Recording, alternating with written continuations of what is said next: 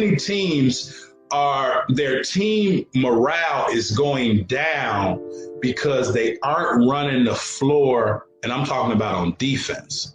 So many teams are getting beat back on defense to where before they know it, they're down 8, 10, 12 points. Teams that make runs on you, generally those runs are made in transition or fast breaks. Teams don't generally make complete basketball runs in a half-court set.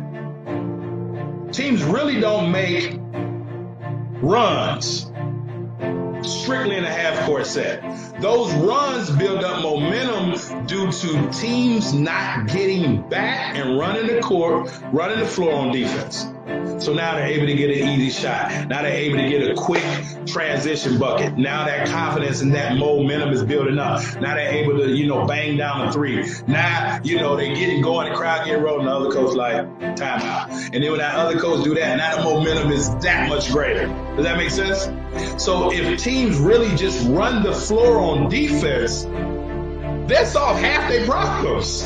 If you can get back on defense and stop a team's ability to get easy buckets, well, now that team has to think. You see how everything goes back to this? Now that team has to think. Now they have to call that play. They have to run that play. They have to try to figure it out, but they have to try to figure it out on the fly, as opposed to now they just playing off instinct and just off reaction because that momentum is building up and now they just totally charged up. So run the court, run the floor on defense.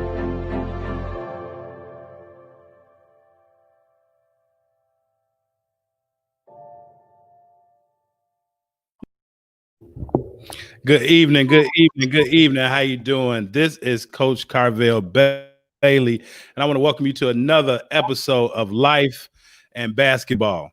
And what we do on this show is we talk about how the game of basketball as well as life are so synergistic and they have so much in common with one another.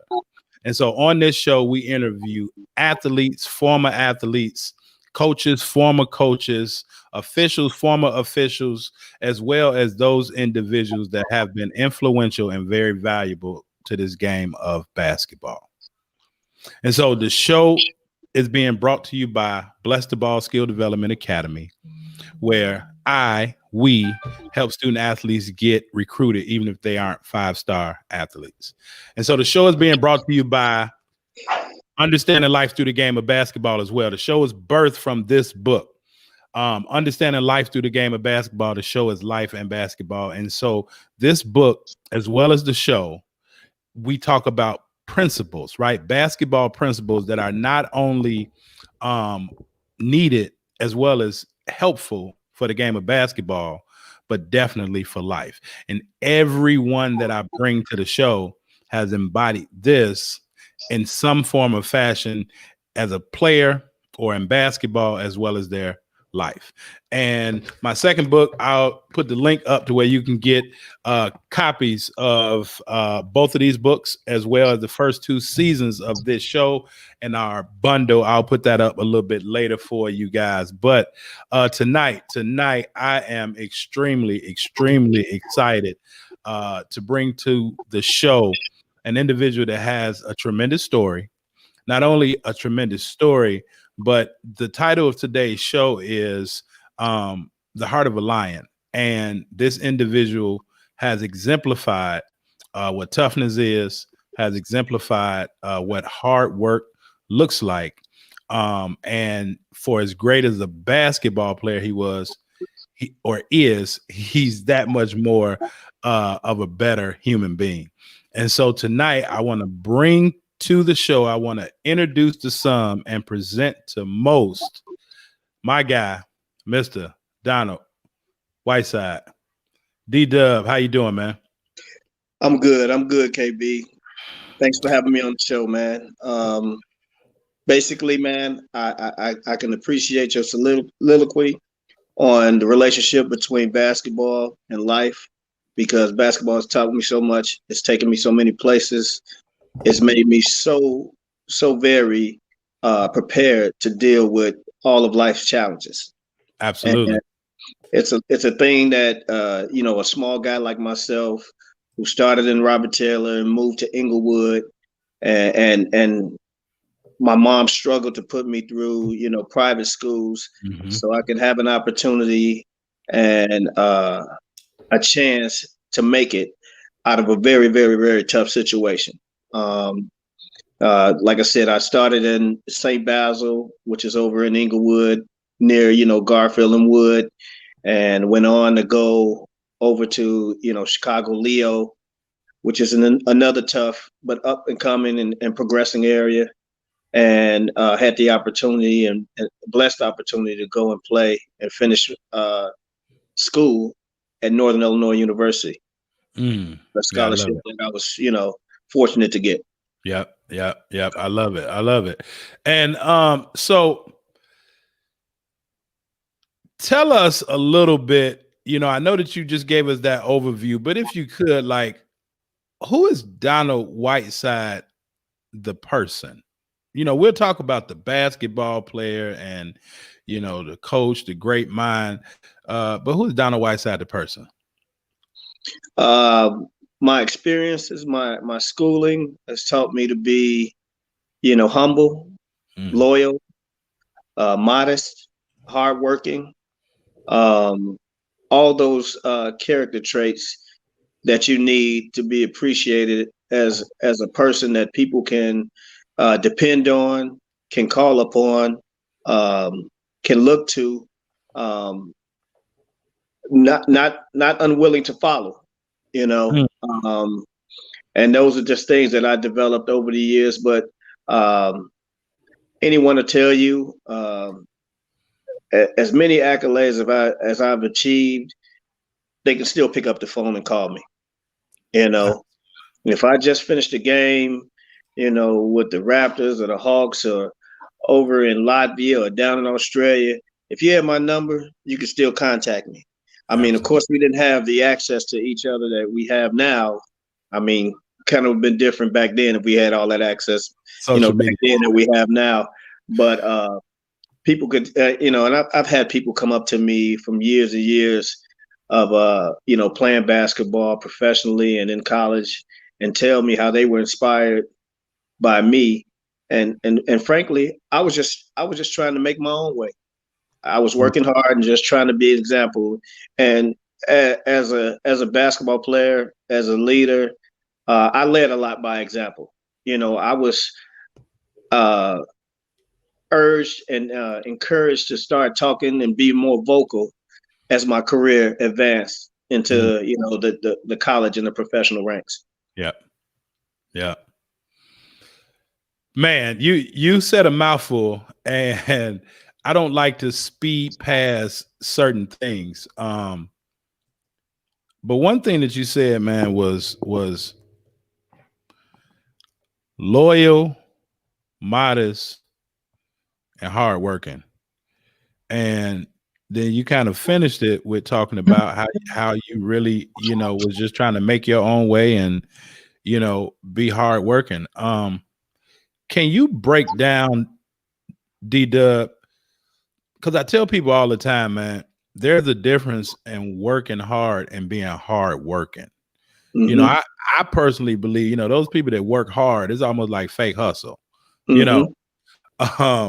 but hard working, man, you could be hard working if you're making your bed, if you washing dishes, if you running a sprint, but can you break that down a little bit, man? Because, loyal, modest, and hard working, but yeah, can you break that down for us? Because that was deep. Well, I tell you what, when you're working hard, you usually have to tell people that you're working hard. When you're hard working, they notice it. They can tell you, and they'll tell others, he's a hard worker. You know what I'm saying? So you don't have to say it, and people, I've always played for coaches who really encourage the best players to be their hardest workers. And I can safely say that's why a lot of my teams were successful, because if I was deemed the best player, they already knew I was the hardest worker. And anybody that played with me, I tell you, I would look a coach in the face and tell them, hey, you bring somebody else in, if they work harder than me, start them. Because I knew wasn't nobody gonna outwork me. Right. Right. I knew what I knew. My life, my achievements and everything are based and grounded by hard work. Mm. And I believe that's the key to the start or the building of anything. That Absolutely. base, that hard working base.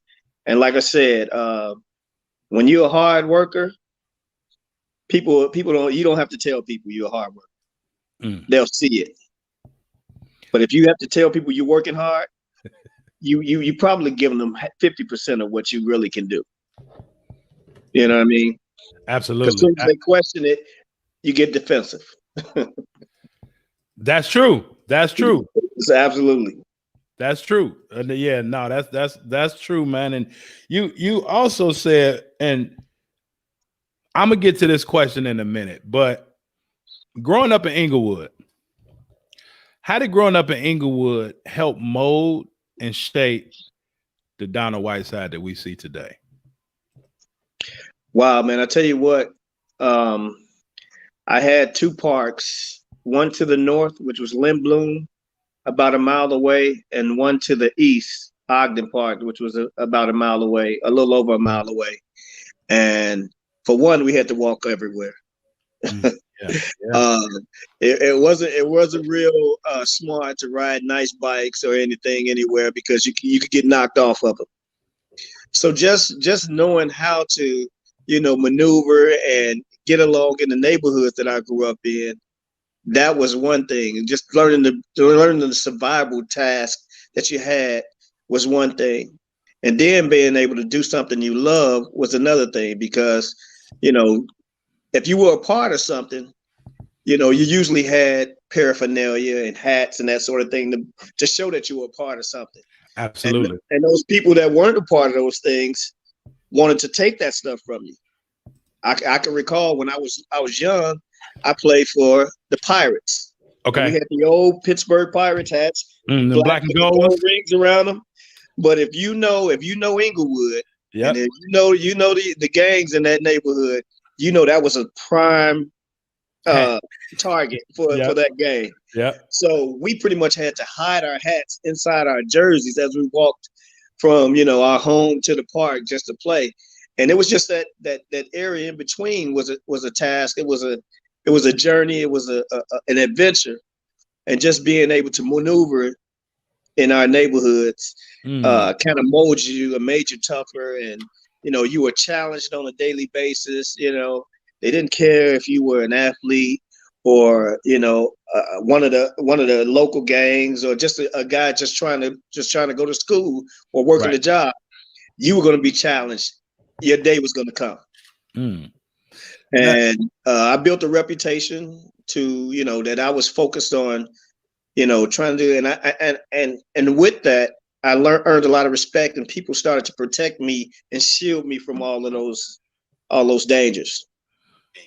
And so yeah, that's good, man. You mentioned though, and it sounds simple, but you mentioned walking, right? Walking everywhere.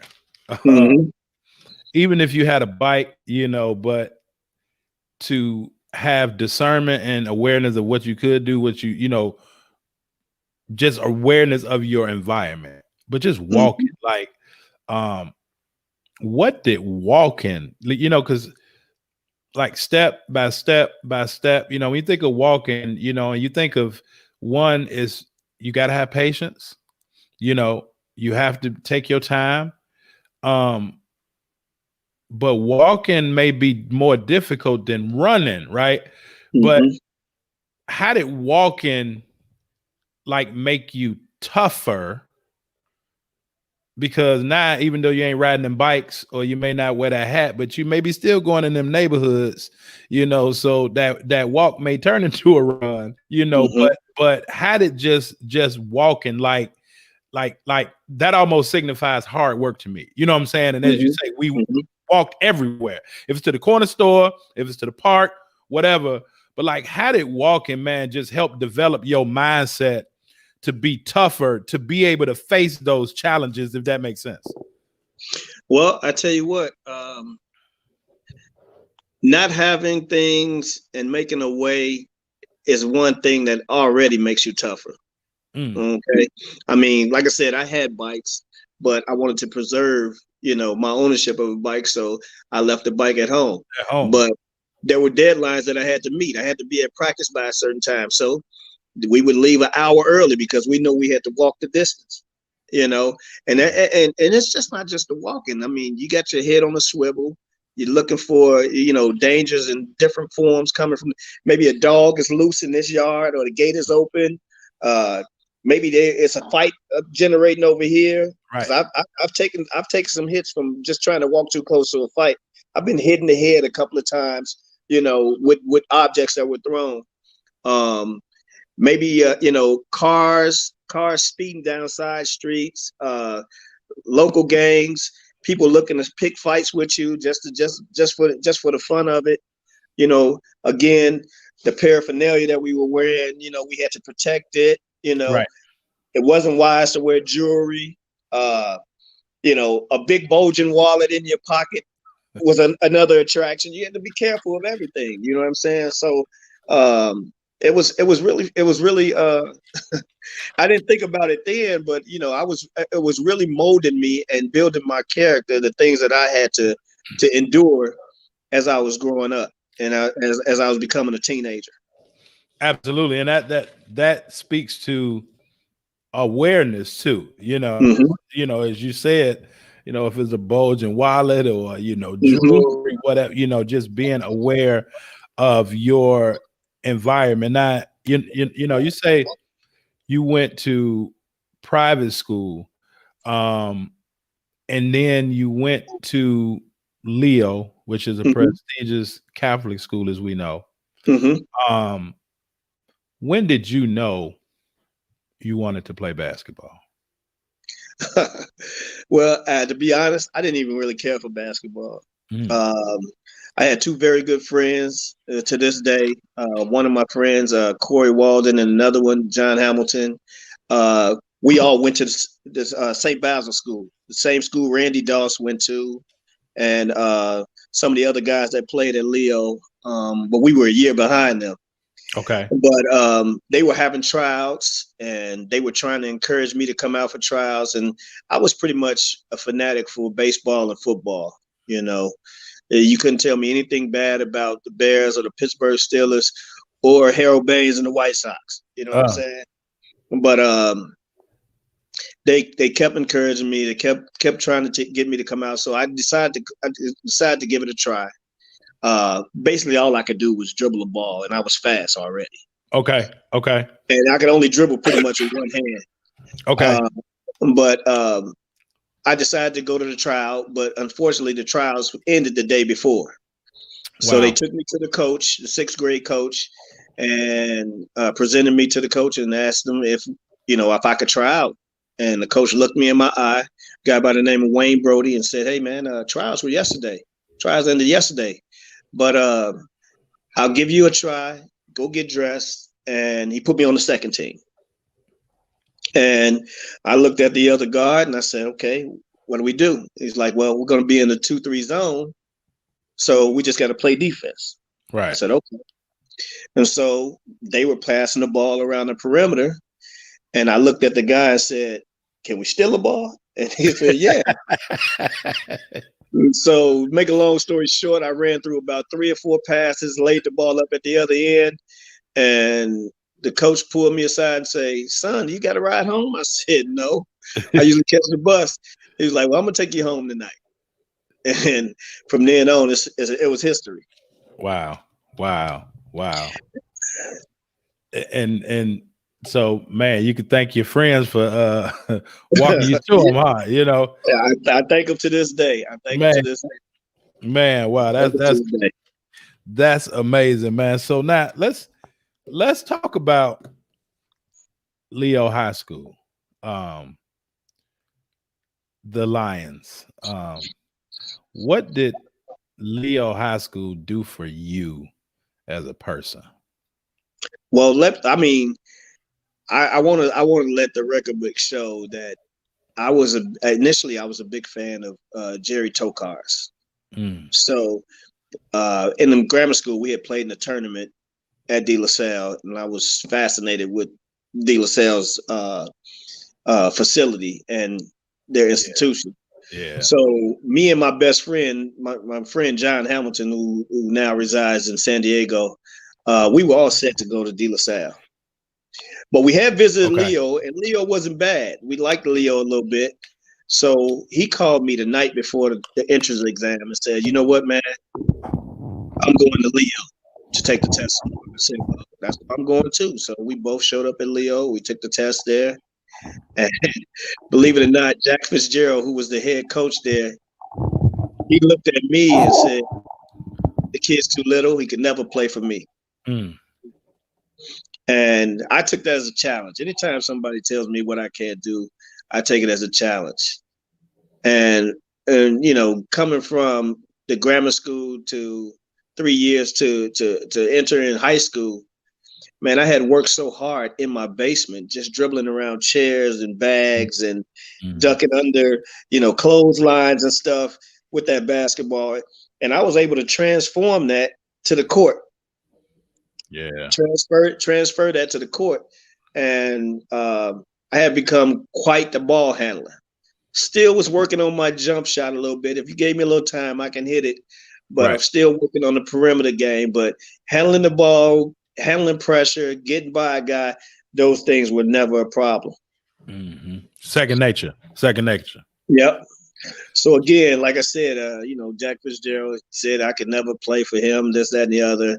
And I went to the football coach at the time, Mike Holmes. And I said, "Man, what do you think I need to do?" He said, "Well, you're small, 5 foot. You need to get stronger." So I said, okay. I took that, went home, started doing push-ups.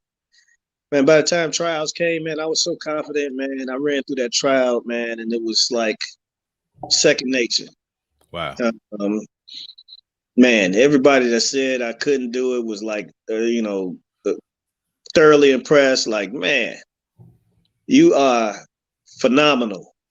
And I said, man, it's I just want to be good at this. I don't want to do anything and just be okay. I want to be good at this. I want to be great. Man, talk about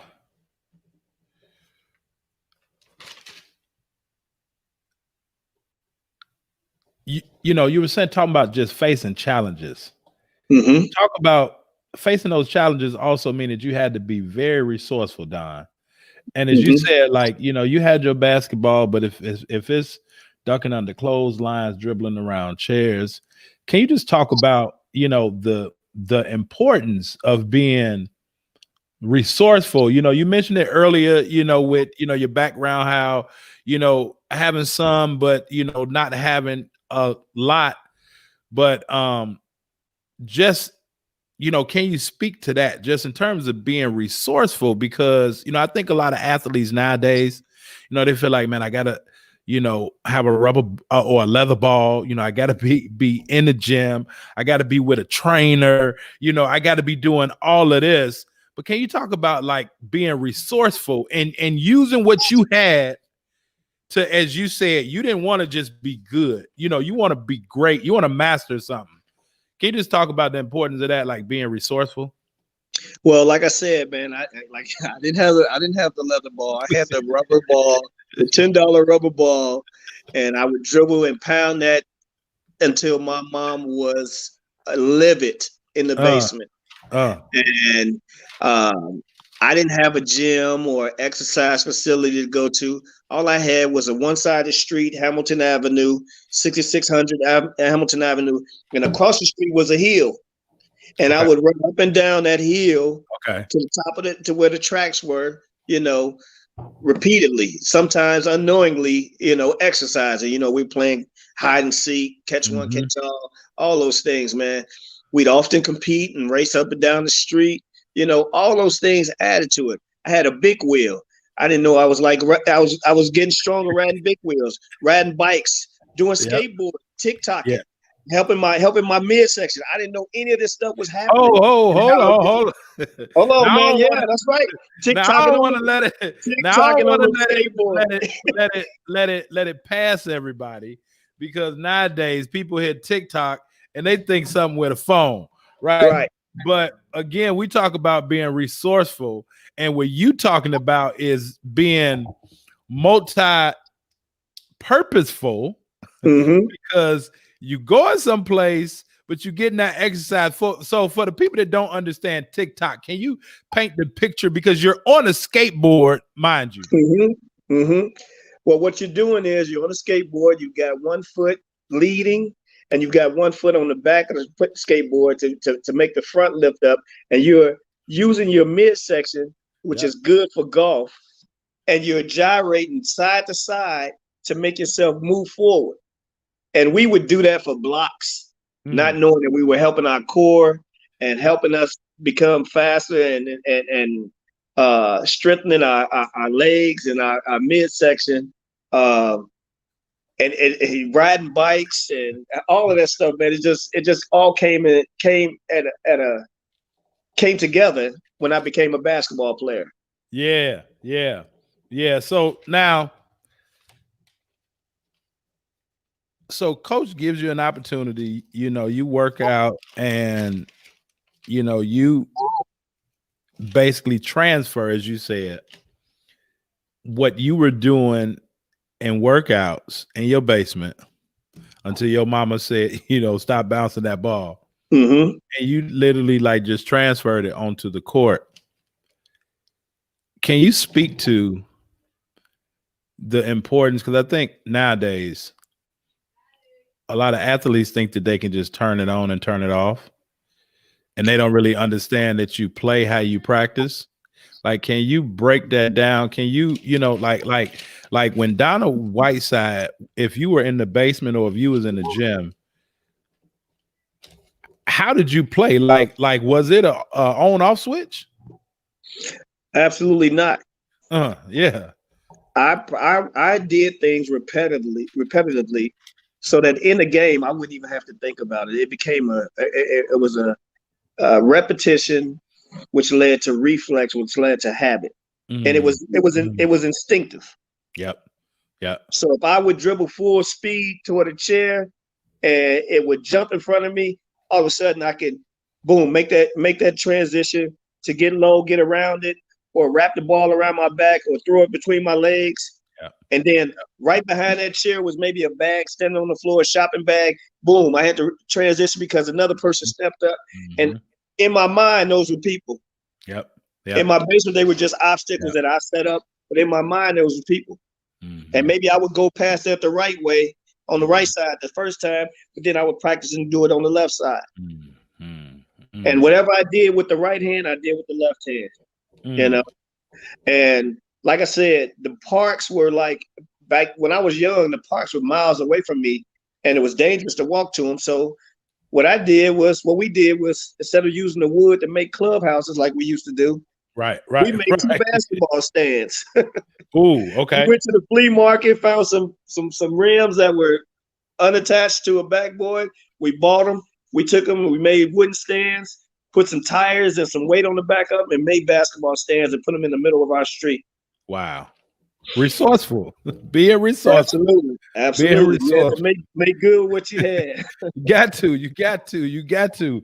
Now, you just said something that I thought was very interesting. You said that, one, doing things repetitively, right? So I'm talking to my athletes right now, repetitively, but doing them the right way repetitively, but to the point to where now it becomes instinctual. And you're really responding to a situation instead of reacting to a situation, because most times reacting is defensive and responding is more offensive. But you were saying, like, if it's a bag, a grocery bag, a chair, something drop right here, you were literally doing with a basketball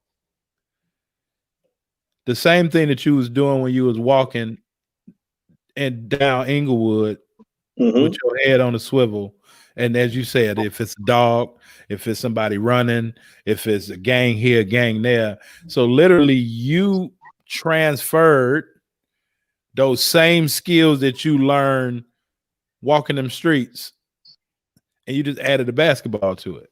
I Right. mean, is that about right? Absolutely. I mean, you put yourself in a situation where it's your best situation to survive in the streets in your neighborhood, and the same thing you do for yourself to survive pressure on the court or Absolutely. whatever the game may throw at you. I mean, there was a lot of times where I could have just taken the ball under my arm and told everybody to go down court, and I'll just dribble through the press. But I had to conform. I had to learn to play with four other guys and learn to systematically take the ball down the court, and then bring out, you know, improv or whatever, or my little special features when I had to. I love that word, improv. Mm-hmm. That's a nice word for razzle dazzle a little bit, huh? Clear out. Let me walk this dog a little bit. That's what my dad's always say. He say, let me walk my dog. And he said, everybody know, hey, clear out. Then so I got to improv a little bit. Man, so now when you talk about that every, at first you said that you could only dribble with your right hand. But then you said that at some point you started every drill you did with your right hand, you dribble with your left hand. How did that help your game, knowing that you could go either way? Well, when I joined that team, I made it a commitment of mine to be the best ball handler, because that was my strength, ball handling. So as soon as I made that team, I didn't just want to be a guy that came in and gave us input. I wanted to be a guy that impacted the game. And I would watch the game after ours, which was the 7th and 8th grade game. And Randy Doss would come down the court. Somebody had darted the ball. He'd wrap it around his back, pull up for a jumper, hit a jumper from 17 feet. And it was just real smooth to me. And I was like, man, you know what? I want to learn how to do that. Or somebody would try to cut him off and he'd spin dribble, take another dribble, another escape dribble, and get his jump shot off, because he was already tall. Right. You know what I mean? I wasn't tall. So I had to escape, a little faster, a little further than guys who already had height. And especially when I was playing against guys that were taller. Now, can you break that down? Because you're talking point guard talk right now, but you say a little faster, but then you say a little further than other guys because of your height. Can you explain that? Well, when you got a taller defender, they have less ground to cover than a defender your height.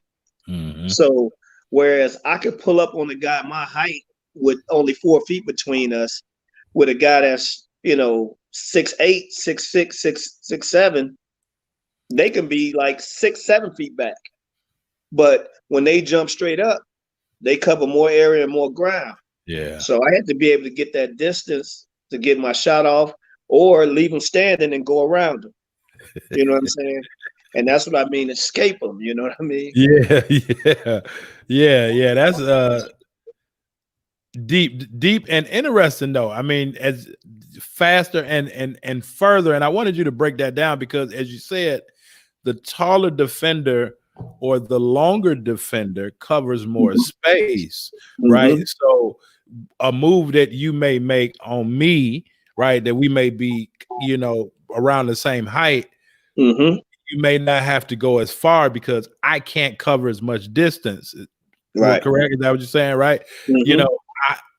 I hope y'all paying attention, right? I hope y'all catching these gems that Donald Whiteside right now is dropping. I hope y'all catching these gems, right? So for my guards, one, you got to be able to work with both hands, right? The one thing that I used to hate as a coach with my guys, but I loved it against the opponents is when a team only go to the right side. Like everybody in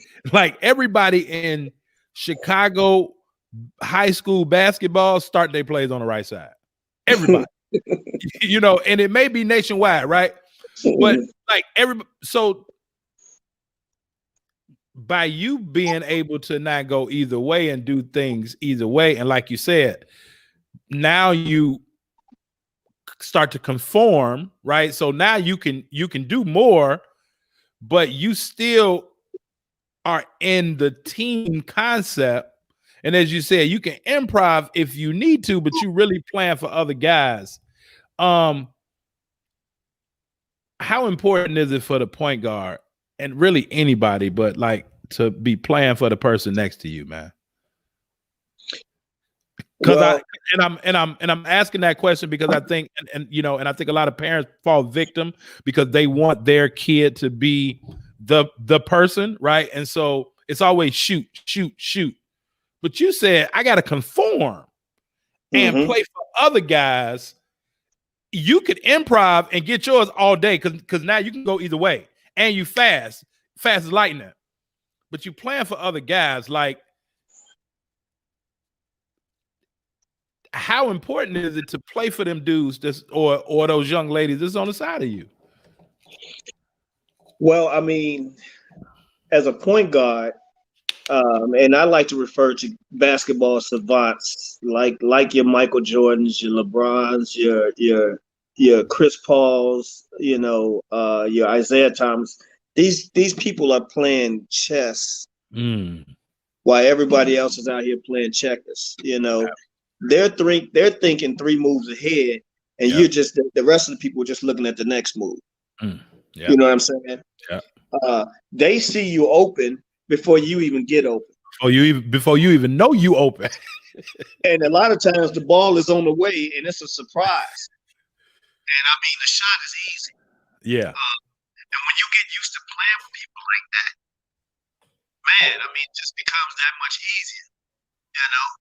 And like I said, it starts in practice, but you got to be able to conform. I mean, you may be the most talented player, but if you can't play with 4 other guys, they're going to have to limit you. Absolutely. You're going to be a special playmaker. You know, you're going to be a guy they need to bring in to hit a shot, or a guy they need to bring in and defend a guy, or a guy they need to bring in and rebound a shot on a free throw. You know what I mean? You want to be a guy that's well-rounded that can conform and work with 4 other guys. And when you got 4 or 5 guys out there that know how to work together, they're all playing hard, and they're all on the same accord, man, it's a beautiful thing to watch. Absolutely, man. It's almost like magic. Don, I'm getting a little feedback with your mic. It was working cool, and then it's a little feedback. Talk to me for a minute. Let me see if I'm still getting the feedback. Check, so 1, 2, 1, 2. It's still kind of muffled. It's like you're kind of far away. How about now? No, it's about the same. It's about, if anybody else can hear that, if y'all can hear that type of one, or am I the only one? As long as if I'm the only one that can hear it, I'm cool. Can anybody else hear that? Just type of one in the chat if you can hear it. Or you know what, Don? Just click out and come back in.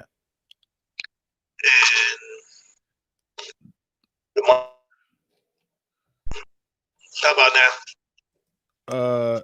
Yeah, no. So let's see. No. So can you just log out and come back in? You see how to do it. Boom. There you go. All right. If y'all got any questions, if you have any questions for Donald Whiteside, drop them in the chat. If you have any questions for Donald Whiteside today, for D-Dub, drop them in the chat. Let me know where you checking in from. Let me know what city and state you are checking in from. And if you have not had an opportunity to check out my free case study training, definitely go check that out at BeTheRightRecruit.com. Be the right recruit.com. If you got any questions for Donna Whiteside, drop them in the chat. If you got any questions for Donna Whiteside, drop them in the chat. How's that? Yeah, that's much better. Now, you were saying, man, that you don't want to be a special playmaker. You want to be like a player. Mm-hmm. I find that interesting, and a special playmaker. And you kind of went through it as you were talking. Why don't I want to be a special playmaker? Why don't athletes? And I think that sometimes, because I personally think that you should be a specialist at something, right? Mm-hmm. But that's different than being a special playmaker. Well, what that means, talk about it? That means you have limitations. Yeah. Okay, maybe you're a bucket getter, but you are terrible on defense. Right. Maybe you're a great defender, but and you attack the basket well, but you can't shoot. Mm-hmm. And when teams find out that you have a weakness, the strategy is definitely to play to their advantage. You know what I mean? So if you're a weak defender, we scrap the offense and we go right at you. Right. And we put the whole team at risk because now people have to help you, which in turn leaves other people open, and plays and buckets are easy to get. You know what I'm saying? Yeah. Or maybe you're just a guy that can't remember a play, and you're a play breaker, a play breaker, a play killer. Yeah. You know what I'm saying? So I mean, all those guys motion guys. You put them guys exactly. in. That's the only thing that they can play is motion. And so to your point, or if you need a bucket and you okay, let's do this quick hitter, but I ain't gonna be to keep them in for a long time. As you said, needed for that special situation, as opposed to being a specialist. Now you're needed because yes, you can do other things, but you that shooter, right? You're that playmaker. That's different than, hey, as you said, and so eloquently, limitations. And because you have those limitations. Now, let me ask this question, because I always go back and forth with people. Why do you think? Because at 5'10", what they have you listed at, at 5 foot in high school, growing taller, but why do you think individuals with basketball really have limitations, Don? Because your height didn't stop you from getting to basketball heights. So that wasn't a limitation, right? But why do you think athletes have limitations? Do you think it's more physical or mental? It's absolutely mental. Now you have some cases where it's physical. I mean, you have some guys that slower of foot, you know what I'm saying, than other guys. And maybe, the solution to them is guarding, a bigger, slower guy, as opposed to guarding somebody their size who can get around them easier. You have other people, but I think for the majority of the time it's mental. You have guys that great athletes, great shooters, great finishers, but they won't commit to defense. You have people that great all around players, but their attention span is so short, they forget to box out all the time. So they instead of putting a body on somebody, they're in a jumping contest with guys. And when you play against more athletic guys, you're gonna lose most of those jumping contests. Absolutely. You have guys that they get, and this is something that you're gonna see a whole lot these days. They have other influences. Hold on, talk about it. You got parents, you've got uncles, you've got brothers, you've got friends that see a situation and be like, hey man, you could be doing way more than you doing. You can be scoring way more points than you're scoring. Yeah. While all in all, the success of the team has been largely in part to your ability to sacrifice and come in and make things work best for everybody. Conform, basically. Said Exactly. you said earlier. Exactly. And those outer influences can really become an issue, especially these days. You know, I was in a coaching situation in college where we had a guy that was a tremendous scorer. I mean, when we got the job at NIU, he was all everything on offense, but we had to pull him out of the game on defense. Right. At the end of the game because he really wouldn't commit. But he wanted to be in the game of defense, so he worked at it and got better. Well, we had another guy that was a junior, and he saw this guy, the leading scorer, getting all of the press, everything. So he was like, next year, it's going to be my turn. But his ability, the differences between their skill and ability was kind of bigger than he thought they were. You know what I mean? So he thought next year he's going to be able to do all the things this guy did. Now, this guy was naturally a bucket getter. You know what I'm saying? You were more of a hard worker, garbage man. And that's not a bad word in basketball. If you're a garbage man, it's not a bad word in basketball. Hey, if you can get buckets, you can get buckets the hard way, you're going to play for somebody. Yeah, absolutely. That's if you accept that, if you accept that as your identity. Now that doesn't mean that you can't go and work on things like a face-up shot and this, that, and the other. You know what I'm saying? But this particular individual had a shot that wasn't normal. Okay.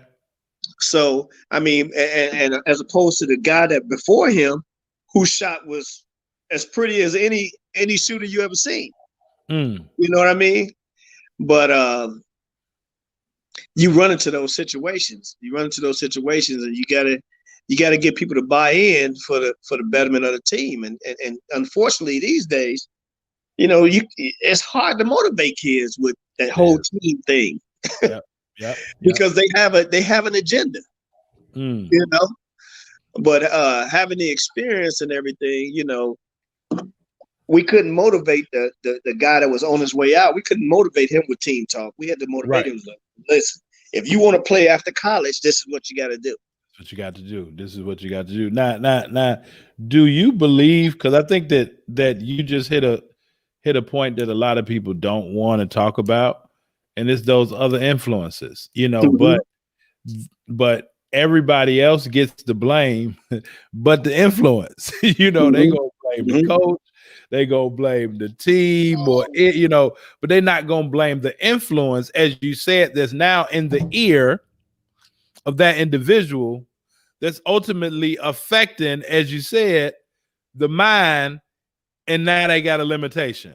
And they're blaming it on you, but not really knowing about the influence. And then, as you said, now from a coaching standpoint, you're attempting to motivate people, or even as a point guard, right? Because I used to always tell my teams this, Don. I used to always say, some of y'all just here to get a girlfriend, and let's keep it real, right? Some of y'all looking to go to a 4-year college, right, from this junior college, but some of y'all just looking to walk down the hallways and be to get a girlfriend. Right. Like, so y'all putting jerseys on for different reasons. Right. So even as a point guard, sometimes you had to attempt to motivate people that maybe just wasn't motivated. And a lot of times the lack of motivation comes from the outside influences, kind of living it up to a certain standard that athlete is not able to reach. Do you think that's so? Well, I'm gonna tell you what helped us, KB. As a point guard, a good point guard knows all his players' buttons, and he knows how to motivate guys on his team. And it may be 12 different ways for 12 different guys. It may be one way for 5 guys, and then another 7 different ways for the other guys. It may be, the majority of guys might be motivated by the same thing. And then you got 2 guys that you got to kind of reel back in. You know what I'm saying? Right. I mean, I had a guy on my team who probably was the most talented guy that I've ever played with that just wasn't so motivated. But I can motivate him by telling him that, these people saying you're not that good. They said they don't believe the hype. I had another guy on my team. I had to get him a dunk in the first 5 minutes. I had to get him a dunk in the first 5 minutes, and he was good to go. I had another guy. I didn't have to tell him anything. He was ready to go. Let's go, Don. I had another guy who was our star player who he wasn't motivated by teams that he knew weren't as good as us. Okay. Yeah. So we had to dig ourselves out of holes that we didn't even have to be in. You know what I'm saying? Yep. Shouldn't have been in. But I knew what the motivations were. Man, that's deep. Now you also said, you've been dropping nuggets, and I'm taking notes. I don't know if y'all watching taking notes, but I'm taking notes right now. But you said the one guy, like, it was a difference in the skill and the ability, in which those are 2 different things. Can you explain that from even a standpoint with those 2, right? But what's the difference, because, and even with a lot of athletes, they may feel like, oh, that person doing that, I can do that too. But that comes down to skill and ability, one you can probably change. I'm not sure if the other one you could do much about, but I mean, right. Well, referring to the guy who was who wouldn't commit to defense, he was 6'7", 6'8". He was built like Superman. He could shoot outside. His shot was pretty. He was athletic. He could dunk on you. He could back you down and give you contact. And he could do things. He could pass out of the post. He could do all those things. He could trail and shoot threes. He could do all of that. He just wouldn't commit to defense. Wow. The other guy was a springboard. He shot the ball off the wrong side of his head. Okay. But athletically, he was the most athletic guy on our team. You know what I'm saying? So the actual basketball skill, what you can do with a basketball, this guy was on another level. This guy worked hard so he could do some things. Yeah. As far as the athleticism, this guy was a decent athlete, but this guy was off the chart. Yeah. So his ability was he had the ability to do things. You know what I'm saying? That no other player could do, but he didn't have the skill. Yep. To bring it all together. This guy had decent ability, but his skill was on another level. Yeah. So it looked easy when he was doing it. Yep. Yeah. No, that's good, man. That's good right there. And now, how was recruiting for you coming out of high school, and how did you wind up in Northern Illinois? I was getting recruited mainly by Division II and Division III schools up until my junior year. I don't know. If Leo High School back in 87, 86, 85, we had, Mike Hampton, Greg Freeman, Chris Henderson, Randy Dawes, Bob Anthony, Damian Evans. We had a whole bunch of guys there. So it was nothing to come in the gym, open gym after school was out in the spring and see guys from Georgetown and the ACC and the SEC all in our gym. Yeah, you know what I'm saying? Because of those guys. Right. And I didn't really know, all about the recruiting stuff. All I wanted to do was play up and down. I was a gym rat. Right. So, I'm playing great in there. I'm having good games. I'm scoring in the pickups with all these big guys and stuff. And, Coach Fitz is like, keep doing what you're doing, man. They asking about you, but I'm not shooting up in height. You know what I'm saying? So make a long story short, by the time I was a senior, I was a good 5'6", and I had command of the basketball, command of my team, command of my offense. My coach didn't really have to worry about anything. He was very confident with me handling the ball, and I took that confidence and I wore it on my chest. We were winning games was just like next. It just like anything to us. You know what I mean? We had some competitive games. I mean, of course, the Catholic League was really strong back then with, DeSales, De La Salle, Ignatius. I mean, St. Rita, Mount Carmel. All those teams were competitive. Speak to that for John, Quigley South was a team that we put a W by. Yeah. But the Jeter brothers was gonna give you about 60 or 70 points. We might beat them by 20, but them two dudes. But they gave it to you. They was gonna give you about 60 or 70 points between them. They gave it to you, man. I remember. I think Michael Clay is from Quigley South too, man, from Quig South. But man, talk about the Catholic League, because people, when they hear Chicago, they think maybe like just one environment. You have CPS, but then you have suburban, you have North Suburban basketball, South Suburban basketball, but then you had a Catholic League. Like talk about those battles night in and night out, because the Catholic League in Chicago, it ain't soft by none. Talk about the Catholic League a little bit.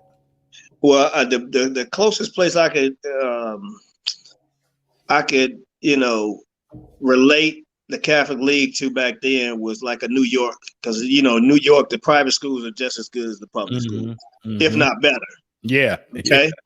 But back in the day, when it was only two classes, Class A and Class 2A. Absolutely. I mean, most places you go, you got the public league, you got the city league, and then you got a Catholic league, which is a weaker league. You know what I'm saying? In Chicago, Catholic league and the city, they were gonna meet downstate somewhere. Right. They were gonna meet downstate. Once the city champion was determined, y'all had a chance. Y'all was gonna run into each other downstate somewhere. Yep.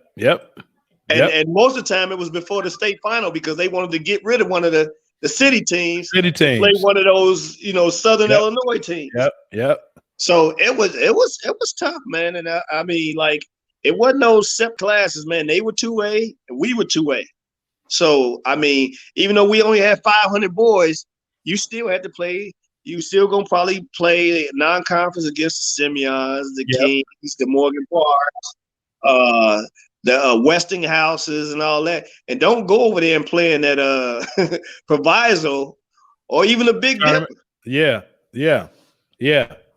No, so it was head and shoulders, man, competitive. Yeah, man. They people, well, I don't think people here sleep on the Catholic League, but yeah, the Catholic League is tough. So now you're in the gym and you earning your money and everything. Now you go to Northern Illinois. Can you talk about the transition? Was it a big transition for you? And if so, what was the transition? Not only like just being on a college campus, but you're Division I. Everybody want to go Division I, but I don't think everybody understand what goes into Division I, and how hard you have to work to stay Division I. So how hard was how was the transition from high school, Leo High School, where, as you say, y'all, beating people convincingly. But now, if you got to get up at 6 in the morning, if you got workouts or whatever, how was that transition for you? Well, that's interesting, man, because like when I was a senior, I was only getting, calls and contacts from 2 Division I schools, and that was Loyola Marymount in California and NIU, and I think I was kind of like in the top 2 at Loyola Marymount.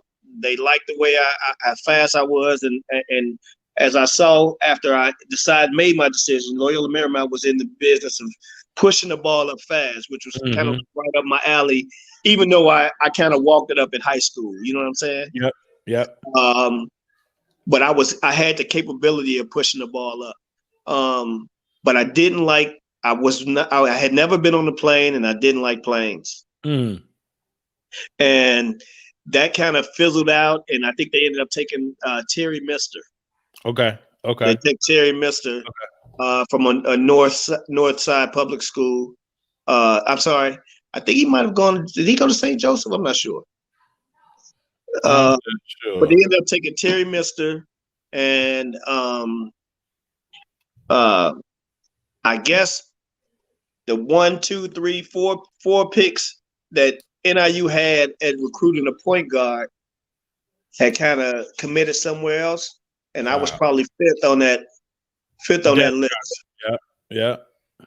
And it kind of fell into my lap, and I connected with Robert Collins was the main one that was recruiting me, but I would talk with another one of the assistants named Randy Ecker all the time.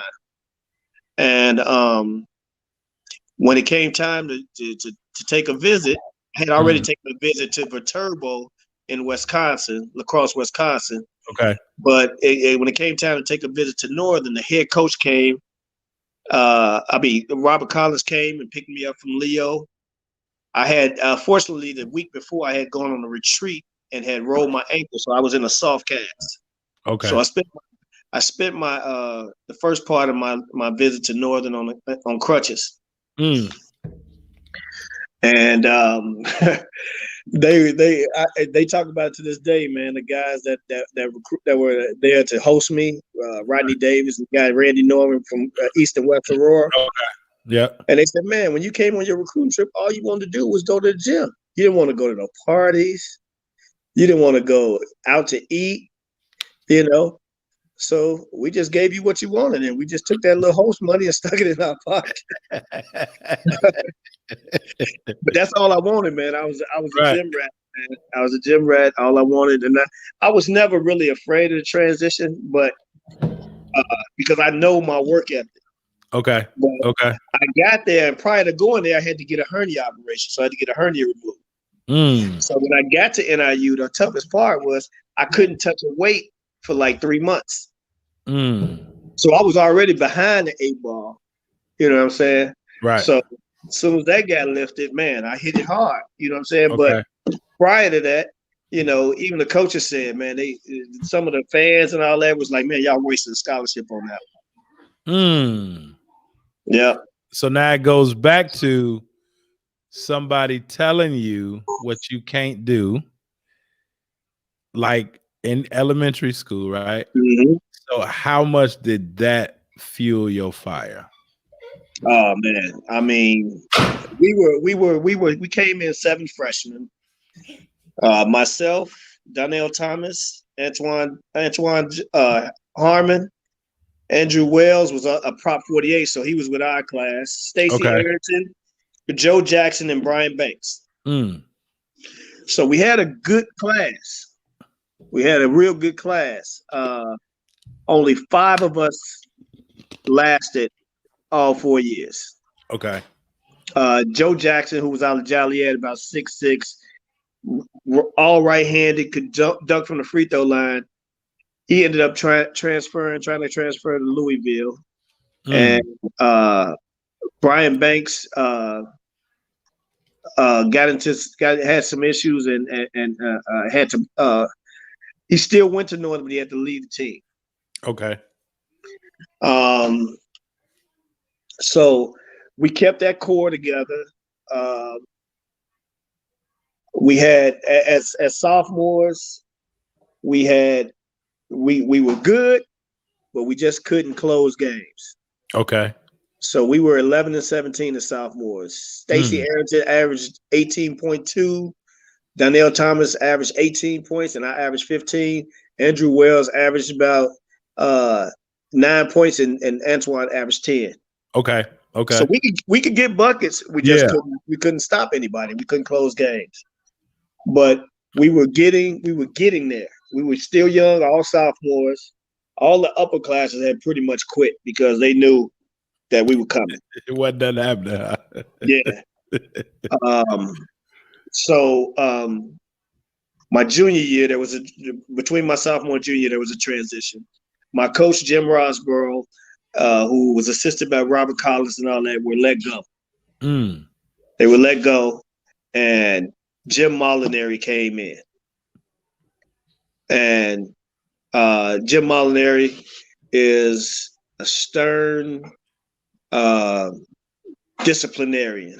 Yeah, absolutely. Defensive minded, which was a blessing because that's all we needed. We needed that mental discipline, and we needed that buy-in to defense. Yep. So we flipped the record from 11-17 to 17-11. And that was our junior year. Senior year, man, we hit the ground running. We started off on the road up in Bangor, Maine. Okay. Beat them in their gym. Our next game, we played Minnesota at Minnesota. I'm talking about with Melvin Newburn, Kevin Lynch, oh my God, Willie Burton, Walter Bond, all of them. Coffee. I mean, they had a squad. I think that squad went to the Sweet 16. Yeah, they were good. With Walter Bond and them, they were good. And they jumped out on us 17-1, and we never recovered. But after that prepared us because after that we won 10 straight. So now we're 11-1. And they're talking about us in the honorable mention after the top 25 AP. Okay. Yeah, but our nemesis, we run into our nemesis, which was Wisconsin Green Bay. Really? Wisconsin Green Bay with Coach Dick Bennett and Tony Bennett. Yeah. Of the 6 times I played them at Northern, beat them 0 that many times. 0. And what they were actually in y'all conference back then, right? That was a conference, matter of fact. The MQ8, the Mid-Con. Yeah. Okay. Yep. And I didn't know that Coach Mo was your coach back then. Yeah, Coach Mo, that's my guy. Yeah, we turned Coach Mo into a millionaire. He coached there 2 years, went to Bradley and coached 10 years. Yeah. He had I think he had Oklahoma now. He the assistant coach at Oklahoma now. Actually, he and Lon Kruger played together at Kansas State. Did they? Yeah. Okay. He played there. Well, he was on the team for 2 years. Okay. He was on the team for 2 years. Yeah. Then he went to Illinois, like Benedictine or Illinois Wesleyan, and played with Jack Sick. Yeah. Okay. Yeah, I think it was Wesleyan. Now was Paul Westphal the coach at Loyola Marymount back then? Yep. Okay. Yeah. I would have been there with Hank and Bo. Yep. Hey, they would have made sure that they gave it to you so you could let that thing go. But I mean, actually, Bo would have probably had to slide over to the 2 or something, But that would have been mean, man. That would have been mean. But now you all had an opportunity. You all won the conference, correct? We won the regular season. We was the regular season champions, and then we lost in the championship of the for the automatic bid. But we got an large bid. Okay. Now let's talk about kind of the thrill of victory, the agony of defeat. How did you feel after that championship game, not getting that automatic bid, but then getting the at-large bid, like, and I'm certain this is in the span of y'all tournament was probably a week before Selection Sunday, or was it on the same day? Like what was that turnaround? Like what was that? No, we finished it. We finished our tournament. I think what the championship was like on a Saturday, and Okay. Selection Sunday was like the next day. I want to say no, it was like a week later because I Okay. know the Big Ten had to finish up there. Finish up, right? Yeah. Okay. So like, walk us through that, man. You know, you playing in that game, and I'm pretty sure, man, the just the pressure environment, a championship game, and to go to the tournament. Who did y'all play? Do you still remember? We played Green Bay. Oh, okay. So that was one of them 6. We played Green Bay, and they were the host team. So it was in Brown County Arena. And it was crazy because that was like one of the only arenas, college arenas, where they served beer. So those people were those cheeseheads was on 10. We came out of our hotel, they was marching around our bus. Really? Oh man, it was crazy, man. It was crazy. Wow. But we jumped out, and we were in control, man. And I mean, I'll give it to Dick Bennett, man. He made adjustments, and that's back when we had a 45-second shot clock. So, you know, I had to chase. We took turns chasing, you know, Tony Bennett around through all those screens. Yeah. And if you chase the guy around through screens for 35 seconds and get nailed by, you know, dudes named Vanderplaas and stuff like that. Yeah. Tony Bennett seemed like the quickest dude in the world with the ball. Yeah. Vanderplaas was big too. Yes, sir. All shoulders. About 6'5", 6'6". Yeah, big. That wasn't just a made-up name. That was a real screen that you probably flash back and remember going around. But now, I tell you what, man, it was crazy because you chase him, and he after about 15 seconds he'd go and catch the ball, he'd square you up, throw it back to him, and go back through the screens. You're like, oh man, let's go. Man, now you. So even with that, you know, you've been talking kind of all evening about committing to defense. Why do you think it's difficult for athletes to commit to that other side of the ball? You know what I'm saying? Commit to that far end. Like, you know, you can do all the razzle dazzle, all the improv, you know, as you say, but you got to go back down on that far end. Like, why do you think, or let me change the question. Why was it no problem for Donald Whiteside to go down on that far end and commit to defense? Well, I was already behind the 8 ball. I already had given everybody a head start because most people were bigger than me. So in order to stay out there, especially as a point guard, and my job was often to cut off the head of the snake of the other team. So, I mean, because I was so good and I had so committed, I would often have to guard the 2 guard or a shooter on the other team. Very rarely I would have had to guard the point guard on the other team because most of the point guards were just facilitators and playmakers. They wanted me to shut down the score. And let me say on the record, Tony Bennett never scored his average. But he scored. I heard it. He did score in the clutch though. Right. He did score in the clutch. Right. And, but having to guard that 2 guard or that small forward now is really a mismatch because they probably taller or bigger than you, correct? Yeah, but I mean, I stood people up. I was physical. I got in people's way, and I would just wait for them to put the ball down. If you didn't have a shot when you caught it, which was rare, you weren't gonna get anywhere with the dribble. Because I would beat you. That you put that ball down once, I was beating it back to your hand. And I was pretty good instinctive. I had good instincts on where you were trying to go. Man, you So said, I was very confident. But actually, your question about why people won't commit, yeah. for one, it takes effort. Mm. Yep. Yep. The second biggest reason is I don't need it to play. Because you have coaches that'll let kids play because they can score and shoot, but they don't have to commit to defense. Interesting. And when I you never play heard for a coach, that tells you you're not going to play if you don't play defense, that'll change your mentality. Hey, those type of players, all of a sudden you be like, oh, so you do play defense. Because hey, little do people want to say it, man, but that bench will straighten most people out. Yes, it is. That pine will straighten most people out, man. It's something about that bench. But now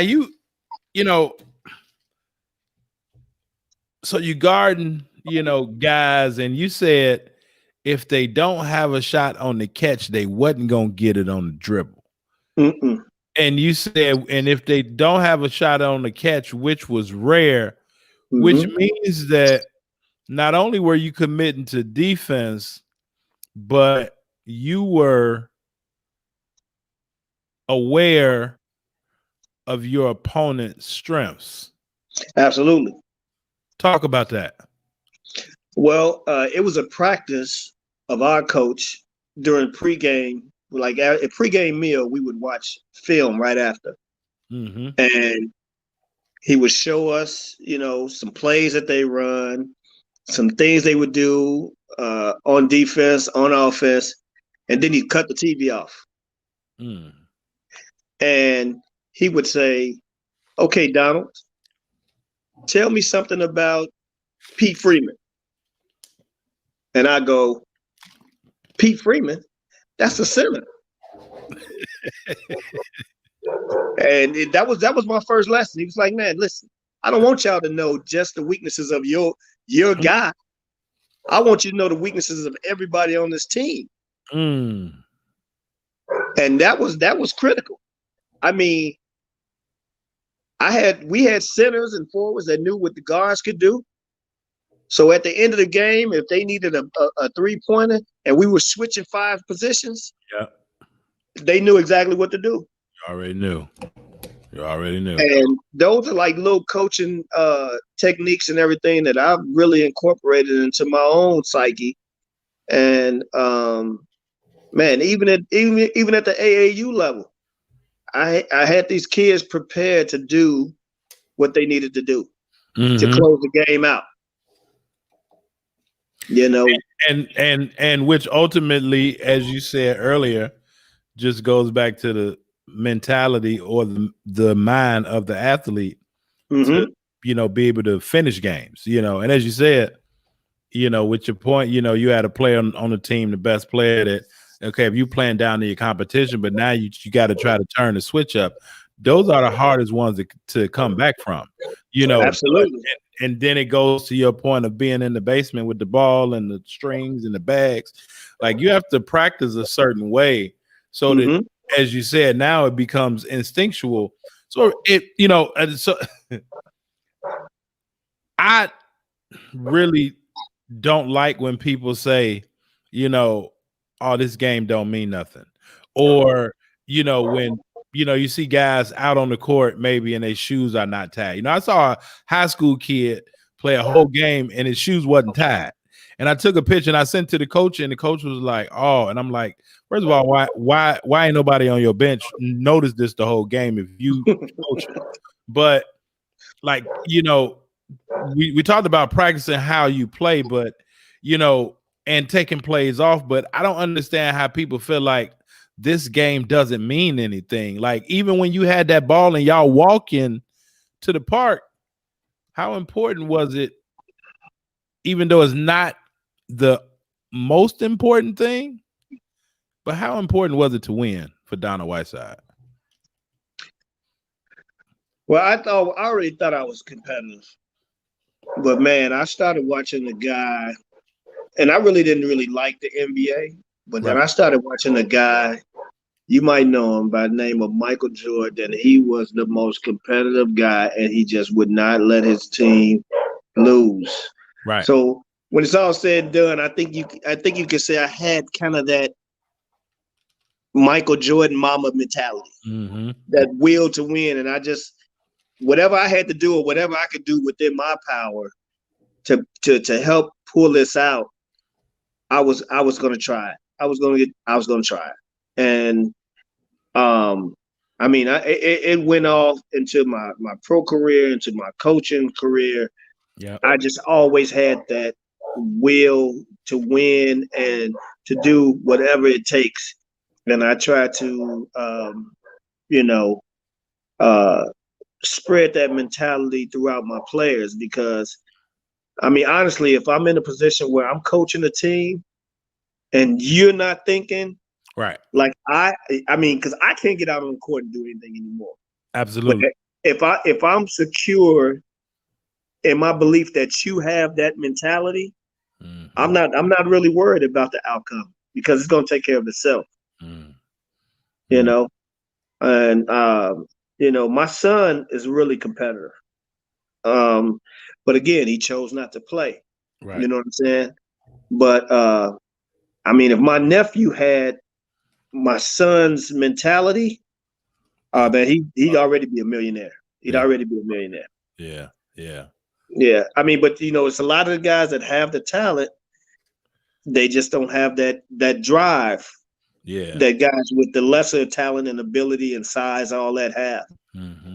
The will. But yeah, if I'm commanding a team, man, I'm going to tell them in the opening meeting, if you're not ready to run through a wall, right, to make this ship successful, then wrong place. This is the wrong place for you, because I'm ready to run through a wall for you. Yeah, absolutely. You know, the will to win, man, is and that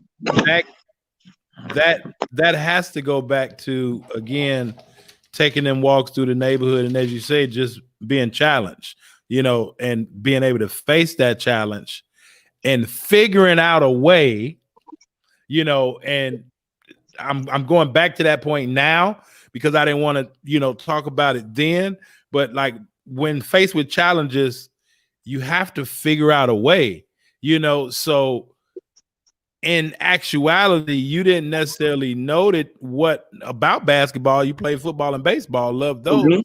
But with basketball, your basketball mentality was kind of built on you growing up and having to be challenged, face challenges, and find ways to still get good. As you say, if you got to find a different way home, if you got to find, ways to work out, but figuring it out, right?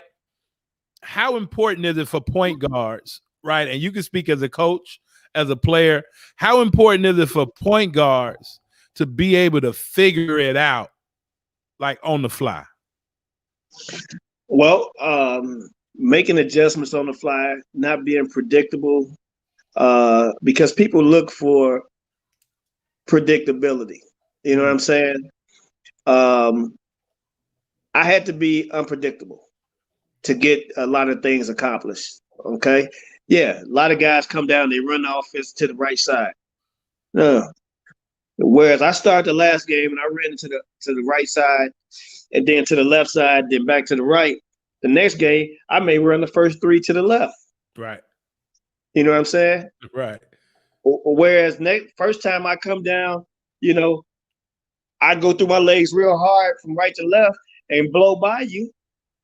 The next time, I may go through my legs and then cross back over to Tim Hardaway. Yeah. Keep you on your toes. Right? The third time, I might go through my legs, cross over, pull back, and shoot.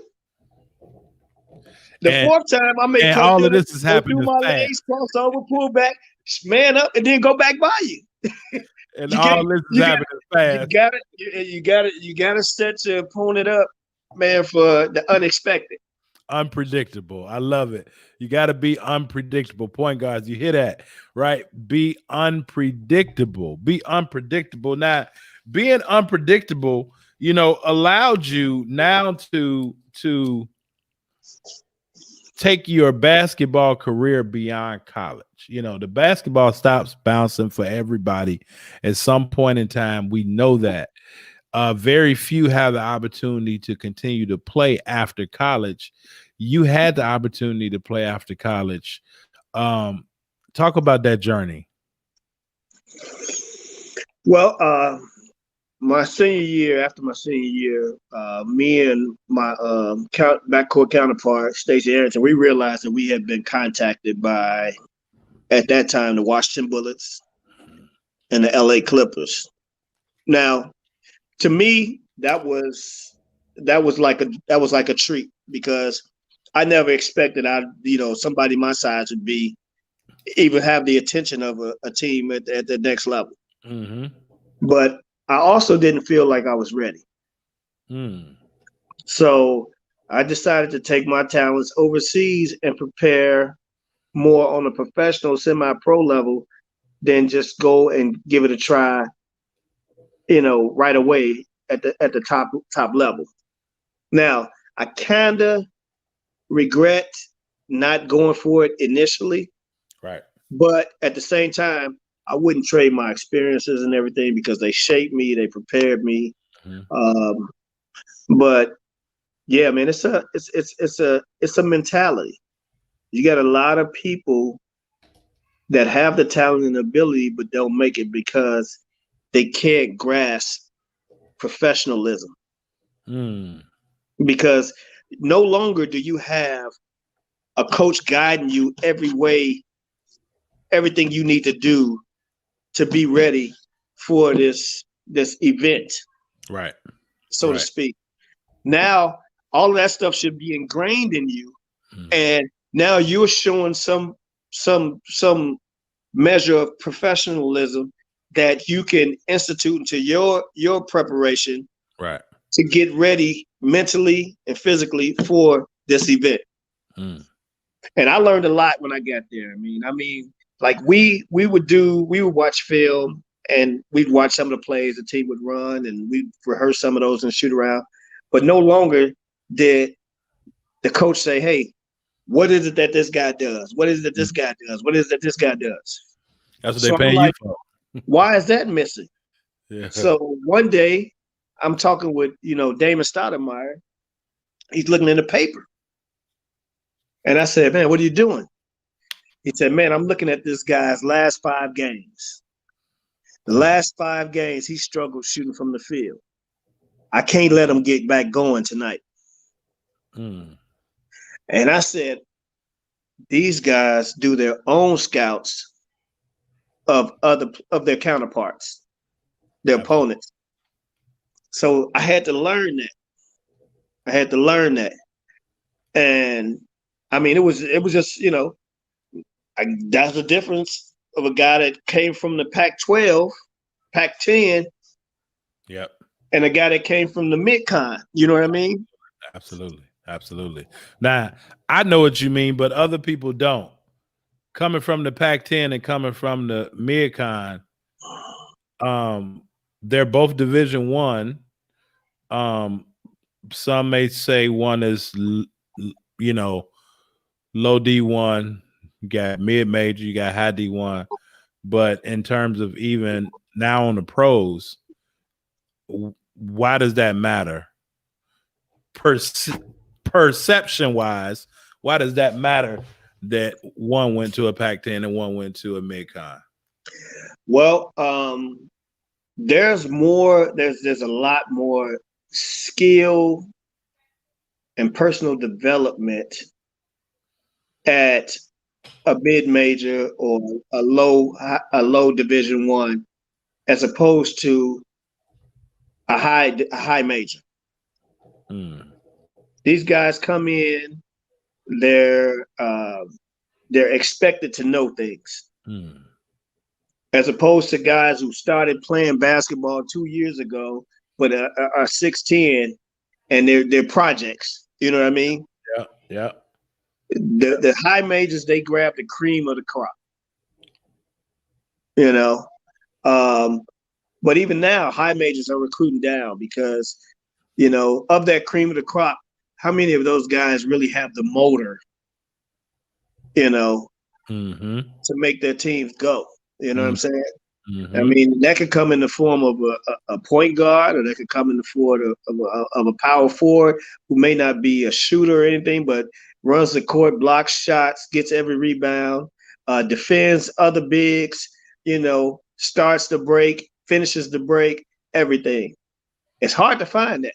Hard. And don't get it twisted, man. Colleges are looking for it. High majors are looking for it. NBA teams are looking for it. Because I don't know what the misconception is, but if you lead, you know, the Ohio Valley in scoring, that don't mean you finna go to, you know, the New York Knicks and be their leading scorer. Absolutely. Right. You got to be able to fit in. Yeah. Yeah. And maybe when their franchise guy or the guy that they have on the side of the building, when he leaves or he gets hurt and you step in and you show that you can do that, maybe that'll evolve into you being that guy. But if you think you're coming in about to score, you coming from Northern Illinois, you thinking about to score 30 a game, you got nothing coming. I mean, a great example is the kid that's at the Lakers from Iowa State, from Chicago. He's shown he can score. Right. He's shown he has the ability to. Right. Right. That didn't earn him a starting spot. That just earned him more time.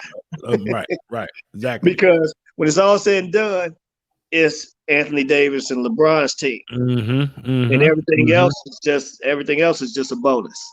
Just come along with the platter. Those are the headliners. Just right. You got to understand that. Come along with the platter, man. You said, you mentioned, man, having a high motor, and I think that, again, a lot of athletes just want to score. They just want to score and score and score.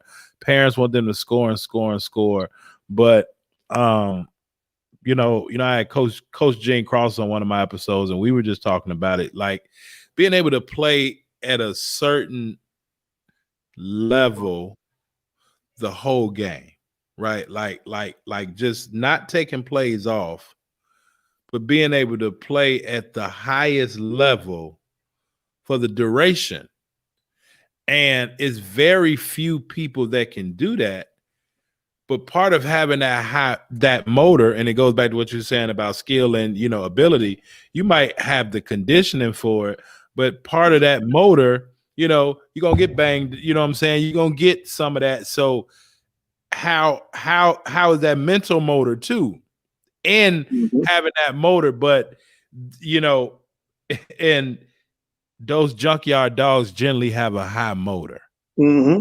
You know what I'm saying? And so as you said earlier, and never any disrespect, because I think that those people, Charles Oakley, and I mean, because you were here at this time in Chicago, but Charles Oakley was considered like a junkyard dog way before the guy Jerome Williams like kind of named himself the junkyard dog. But those are people with high motors, and absolutely. It's important, as you said, to have a high motor, and very few have it. So even though guards come a dime a dozen, and we understand that, but guards with high motors don't. No. And I think that's definitely the one of the differences, and one of the things that can set some athletes apart from others, and if you don't necessarily know or understand what high motor is, NBA currently, like think of a Patrick Beverly. Exactly. Great example. Great example. Motors, right? Speaking of Damon Stoudemire, man, it's so many stories floating out there and rumors floating out there. Can we get the story from the horse's mouth? About the Toronto Raptors practice and workout, and you destroying them, and the sit down in the office, and kind of being told take it easy on them. Is all that true? For the most part, yeah, but it's not like, okay, Tell us I the went in story. there. I went in there, and they were bums. Oh And no. We definitely not saying that. I'm gonna We go in. definitely not I'm saying gonna go into it, and I'm gonna go all the way back to when I first got the call from Isaiah. that. Okay. And I had played in the Chicago Pro-Am Summer League. I had a very good summer. In fact, I was named MVP. Mm-hmm. That's the summer that it was all sponsored by Next Level, which was our boy Elston's brand. Okay. So we had the big mesh jerseys, the big mesh shorts, and it was just a great time.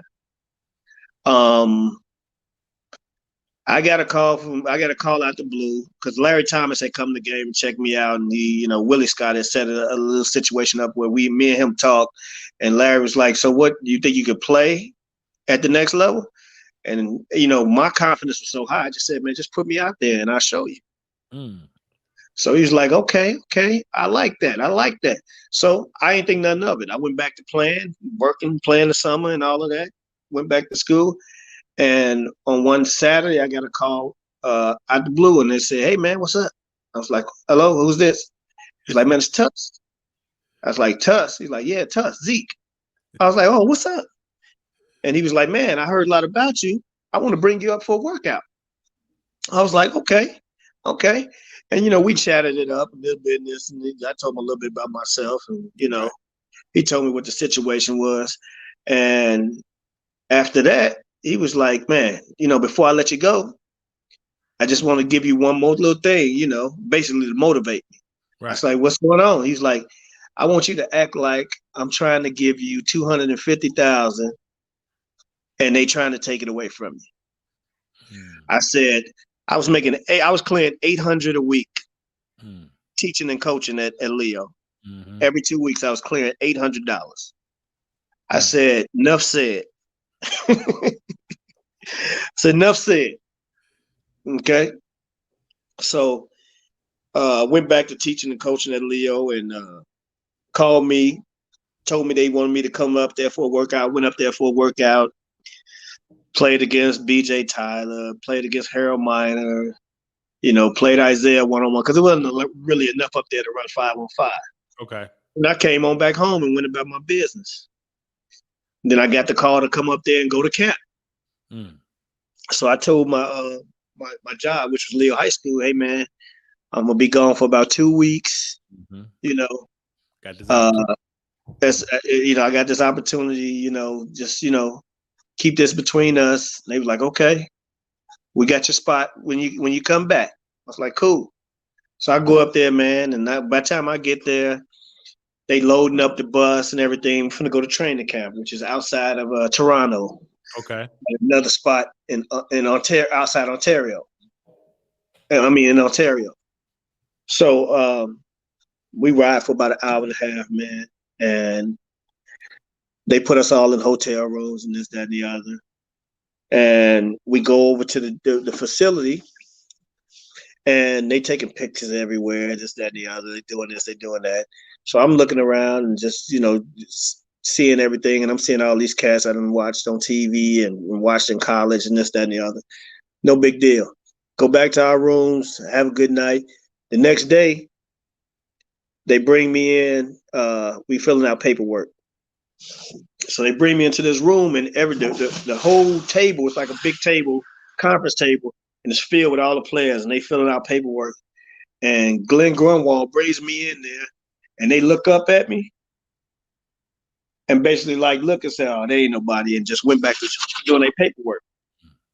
So me, I take little stuff like that, and I stack the motivation up. Yeah. So, we do that, and the next day, the training camp starts. So the first morning, we start off, we doing zigzags. The person you partner up, and the person is guarding you, and they making you go from side to side on one side of the court. Mm-hmm. Yeah. Yep. And then once you get to half court, it's 1-on-1. Right. So I got a certain player, about 6'5", his last name's Christie. Right. So He going through the motions. You know, this, that, and the other. So I get across half court. I size him up. You know, my whole like summer league, you know, thing come. I hit him hard through the legs, drag him this way, then cross him back. I'm laying it up. No big deal. You know, we go down and back. I hit him again. I score on him again. Ain't nobody paying attention. So now we switch drills. Right. And now it's 2-on-2. He's like, Darren Walker, like, man, look, I want y'all to match up with the guy, take the ball and get a guy to give it to the guy you want to guard. So I gave the ball to Stoudemire. That's what I'm gonna be measured against. Right. I gave the ball to Stoudemire. So people like, you know, and I'm like, you know, I understand people have reputations, and that's cool. I'm from Chicago, but I'm gonna measure you on how you play against me. It's a challenge again. Go back to that challenge. So we playing 2-on-2 full court, and of course Doug and Damon are the starting guards. So yeah, we matching up. Me and Hubert Davis from North Carolina. We matching up against Damon Stoudemire and this 2-on-2 full court. So Doug Christie starts dribbling the ball. I fake like we finna run and jump. He throw the ball back to Damon, and Damon is being like real casual with the ball, right? So I tap it away, and I'll run and dive on it. And as I dive on it, I threw it to Hubert. From the ground, I threw it to Hubert. Hubert head fakes, dribbles into the lane like you've been laid up. Damon helps off, kicks to me, splash, 3. Now people looking around like, okay, now who is this dude? Yeah. Okay, so you know we doing 2-on-2, 3-on-3, and you know I'm finishing, hitting shots, this, that, and the other. You know, just playing ball. That's all I'm doing. I'm just playing ball. So we finish that morning session. We go to the night session. We warm up, man, and this is where I really everybody kind of like, okay, this dude is different. They take the big guys, they go down to the other end. Down at my end is all the perimeter and wing players like Walt Williams, Doug Christie, Dwayne Cooper from USC, Corey Gaines from Loyola Marymount, BJ Tyler, myself, all us down here. So we playing knockout. Yep. So I go out. My turn come. I go out. I get the ball to whoever. I play defense. He missed. I get the rebound. The next person come out. Boom, boom. I make a move. Score. Boom. No problem. No harm. No foul. Next person come out. Boom, boom. I make a move. Rims out. I'm done. I go to the end of the line. We get all the way back around to me. I come out. I play defense. I get the ball. I mean, consciously, I kind of knew what I was doing, but I scored once on the first person when I got the ball. I scored again on the next person when the next person to come out. Yep. I didn't realize, but I had gone through the line twice, and the big guy was standing half court watching. Wow. And I had scored like 10 times in a row. Damn. And all I could see is all these people. Look, they not doing the drills anymore. They at half court watching me, and I look over at the sideline, and Larry Thomas is over there with his arms folded, just shaking his head with a smirk on his face. And it was another dude from Detroit, one of Isaiah's boys named Walker D. Russell. He was cool too. And they was like, man, little fella, I see you got a little game. I was like, hey, man, I'm just playing hard. Right. So fast forward to now we scrimmaging. And I'm picking up Damon inline to inline, playing him tough. Yeah. Scoring, you know. He's scoring, I'm scoring. You know what I'm saying? Sometimes, I mean, he would give up the ball and then he'd run off screens. Right. Rewind back. I've been doing it. I've been through this before. Okay. Now Van der Plas and there you go. Them cats, They set way better screens than these pro guys because these pro guys really don't want to get hit. Yeah, they cool. But I'm running over the top of the screens, man. He's trying to force the ball to Damon. I'm stealing it. We going the other way. I loved guarding Damon because I knew they was always trying to get him the ball. So, I'm physical. That's how I play defense. He get knocked down to the ground sometimes. I fall sometimes. I'm just playing hard. Other dudes, man, they trying to keep up. They whooping them. They foul them. They pulling them out the air. They doing all that. I'm playing, Natural. So we in between workouts. I'm walking back to my hotel room at the hotel, and I run to Isaiah in the hallway. And he walked up and said, "What's up, Whiteside? Let me talk to you." I was like, "Okay." I was like, "What's going on?" He was like, "Man, look, first of all, I want to say, man, you're from Chicago. You representing. I'm proud of you. You're doing your thing. But I'm going to tell you, y'all need to back off Damon." I said, "What you mean?" He's like, "Y'all need to back off Damon." He said, "Man, when it's all said and done, it's his team and he can cut you." I said, "Gotcha." He's like, "You feel me?" I was like, "I feel you." So later on that day, I see Damon in the hallway, man. I'm like, "Damo, what's up, man? Can I holler at you?" He's like, "Yeah." I was like, "Man, Isaiah told me, man, we need to back off of you, man." He said, no, Whiteside, no, you cool. He said, "You cool." He says, "Them other cats, man, they hacking me, they pulling me out the air, man. They trying to hurt me, man. That's the only thing, bro." He said, "No, you cool, man." He said, "Man, you keep playing hard, keep doing what you're doing." I was like, "Cool, all right." I just left it at that. Right. And went back to doing what I was doing. I said, "Man, I ain't doing nothing. I'm just trying to make the team." He's like, "Man, you just keep working hard, man. You doing all right?" And I was like, "Cool." And that was that. And that's the truth to everything. That's the story. That's the truth to everything. Yeah. And which is understandable because camp or not, and now with Wayman Carvel, Coach Beatty, you talking about playing hard all the time and certain things. Not that, but nobody wants to get hurt. And a lot of times what happens when you have individuals that are possibly trying out or looking to get put on, some people, right? And let's talk about it because people don't like to talk about it. Some people would rather show themselves worthy by attempting to play you much harder, foul you, do all those type of things, attempting to look tougher than you. And that's how people get hurt. People go to tryouts and, even on the college level, that's why they have tryouts for walk-on. They're not going to have the scholarship players in there with the tryouts because, hey, this is my chance, right, to be able to play. And it speaks to the mentality of Michael Jordan, as you talked about earlier, because Michael Jordan had the love of the game clause in his contract.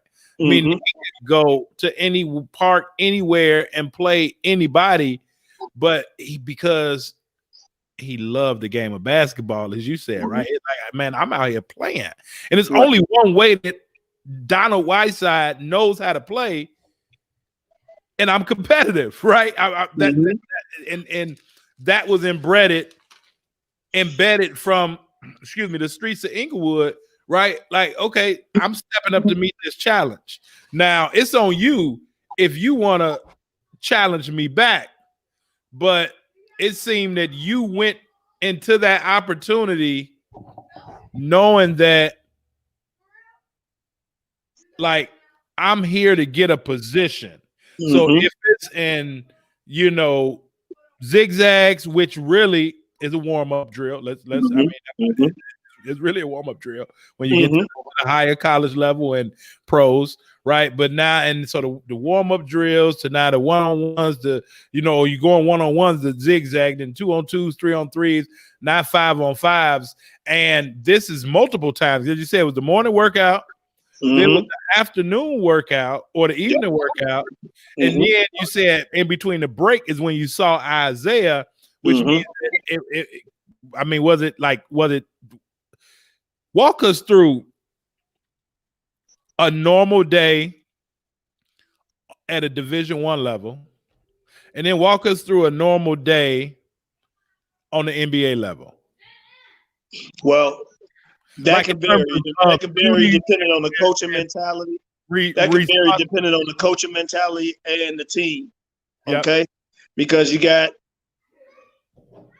when I was in college, of course, we conditioned a little bit with my first coach, and then we go right into working out and using the ball. Mm-hmm. With the second coaching staff, we didn't touch a ball for almost 2 weeks. I mean, it was like footwork, slides, floor slapping, charge taking, everything, running, sprints, all of that. All of that just to walk the ball up and down the court, pretty much, and run on opportunity. Whereas the first coach, we ran way more, but there was less emphasis on defense. Okay. Not that he didn't want to play defense, but there was more tolerance for people who didn't play defense. Okay. You know what I'm saying? But now what about though, like a standard day? You know, I guess my question with that really is like, so a standard day, like, okay, you getting up at early in the morning, you got workouts, you got breakfast, study hall, like that normal day on the Northern Illinois campus, the Division I campus, as a student athlete, right? So our student athletes can understand, right? They want to go Division I, but they don't really know. And then they want to go to the NBA, but they don't really know, right? So like, what was a standard day like for you once you got up, like your basketball duties, class duties, because I know even when I was it was different when I was at Aurora. We just had to be at practice at 2:00, right? From 2 to 4. But when I went, normally when you're making your schedule, the slot between 2 and 6 o'clock is left open. Okay. Yeah. Okay. And and that depends on how many facilities you have. You know, when I first got to Northern, we just had the Chick Evans Fieldhouse. Okay. So we had to kind of balance and share it with the women. So we would either have the 2 o'clock block or the 4:30 block. You know what I'm saying? So for 2.5 hours, you practice, and then you had time to go home and eat. But if you had that 4:30 block, you practice, you ran straight to eat because they had a training table because dinner was pretty much over. Right. They would leave the cafeteria open, for a half hour just so we have time to get over there. Okay. If you had that later block. And then you had to share with the football players who didn't leave anything. They eating it all. Yeah, but I mean, so after that, was it like study hall and after practice and everything, or how was that? you would normally make your classes in that morning half, the first half of the day. Okay. They unless you had some special class that you had to take at night, you would have to go to that. But the rest of the nights during the week from 7 to 9, you had study hall. Okay. Or the way they organized it later was you had so many hours of study hall that you had to accomplish for the week or something. Week. You had cards, or you had something where you had to check in. I was in there this day for 3 hours. I was in there this day for an hour. I was in there this day for an hour and a half. You know what I'm saying? But at the end of the week, you had to have those hours accomplished. Penalty. You know what I'm saying?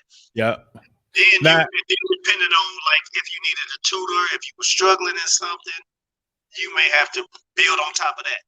Okay. So it goes back to the whole responsibility and being able to really to juggle or to use what's available, use your resources. But now what about like on the NBA level? Like get there, are you guys is it like workouts and then film sessions and then, is it a lot of team things or is it more individual? Well, leading up to the games, I mean, prior to when you get into bed, because once you get into playing, the games are like basically almost every other night. Right. And but leading up to that, you had 2-a-days. Okay. And initially, like I said, when you're in training camp, you're doing a lot of basketball stuff. But once you get past training camp and you start playing those scrimmages here and there, now you're practicing twice a day. The first part of the day may be weight room workout. Yeah. And then some shooting.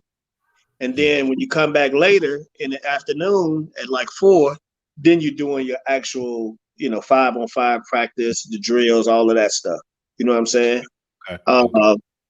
But then once the games start, if you had a practice, and I used to get, chewed out about this all the time by some of the other players. They'd be like, "Man, why you playing so hard?" And I'm like, "Bruh, man, I don't, you guys play 30, 40 minutes a game. This is my only opportunity." Yep. So I'm trying to keep my skill level and my fitness up. And your rhythm. And my rhythm. You know what I'm saying? So when I was in Toronto, Darryl Walker was always mad at us because we lost a game we shouldn't have lost. So we was always running sprints, all this, that, and the other. When I was in Atlanta, Lenny Wilkins was probably one of the most laid back coaches I have ever experienced. After training camp, I mean, in Toronto in training camp, we probably ran close to 70, 80 suicides. In Atlanta's training camp, we probably ran 3 suicides and 117 across. That was it. But when it came to playing, this team really had to be coached. It's a Toronto team I'm speaking of. And this team with Mookie Blaylock, Steve Smith, Christian Laettner, Tyrone Corbin, Dikembe Mutombo, man, we winning games was nothing. As a matter of fact, they started off that year 17-1. And I mean, the night I got cut, they beat Georgia. They beat Jordan. They beat the Bulls at the Georgia Dome. And I was like, man, but they just knew how to play. They just knew how to play. I mean, I told you. 98? Was that 98? Huh? Was that 98? Yep. I told you, they moved the arena. Coming off the bench, they had Chris Pickett, a white kid from Kentucky. They had Ed Gray. They had me and Eldridge Rukasna. They had Alan Henderson. Yep. And a couple of more cats, man. Popeye Jones. Oh, no, not Popeye. Pig Miller. Okay. Yeah. Yep. So we was decent. We was decent. I mean, that's back when Boston had Antoine Walker, Ron Mercer, the other light-skinned wing, I can't think of his name, Chauncey Billups. Man, they were trying to press us, man. I said, man, I told Antoine, I said, man, I'm gonna tell you 2 things. This ain't college, and that press shit ain't gonna work on us. And man, we ran through Antoine them, bro. Man, that was like the preseason game. I'm like, man, y'all. That was when Calipari was coaching them. I'm like, man, that shit ain't gonna work on us. Yeah, that shit ain't gonna work on us, man. Nah, man. You dropped a lot of names, and obviously you were in the league still during the physical time, right?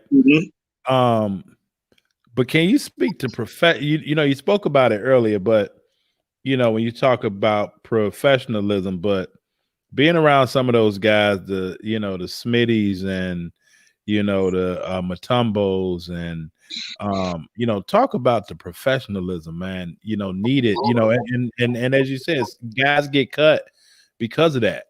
And I heard Shannon Sharp once say, was talking to Chad Ochocinco, and he was talking about how, guys can go pro, but they're not necessarily professional. Like, it's a difference. Like, can you speak to that professionalism of some of those guys, like you mentioned, Mutombo and all that, like how they just approach the game differently?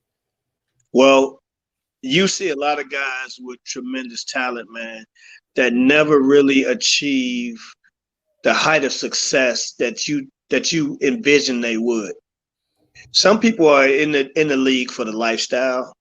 Some people are in the league because it's the best job in the world, and some people are committed and invest in it. You know what I'm saying? When you start talking about like the LeBron Jameses, the Chris Pauls, I'm talking about these guys, man, spend so much money out of season on their bodies to be prepared for the season. It's ridiculous, man. And when you're around guys like that, you know what I'm saying? You see what it takes to be successful. You know what I mean? I love it. I mean, right next to being like,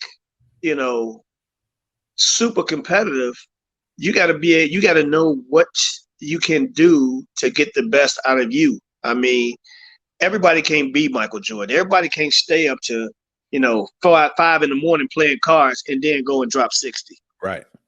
You know what I'm saying? Right. Everybody can go play 18 holes, 36 holes of golf and then score 50 in the game. You know what I mean? The dude was just superhuman. Different. You know what I'm saying? Yeah. And he worked out, he played, he organized, open runs with him and other professionals, you know what I'm saying? Now you take a guy like LeBron, he does something totally different where he's just working on his body. Right. You know what I'm saying? Staying fit, not getting out of shape, you know what I'm saying? Always active, you know what I mean? And he's not even a guy that plays like a lot of golf or does anything like extracurricular like that. Right.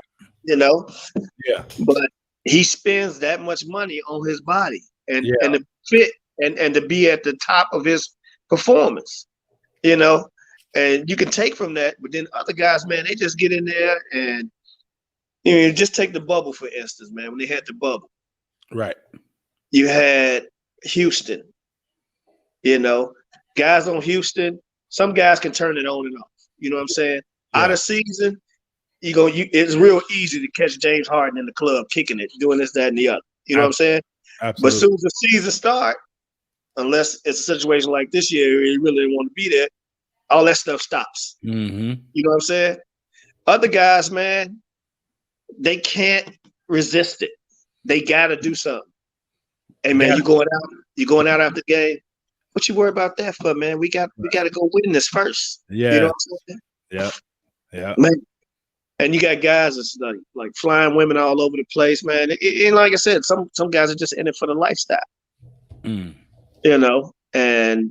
other guys, man, they're trying to make a career of it, and they're dedicated to learning, man. They trying to take in as much knowledge from the veterans and the professionals as they can.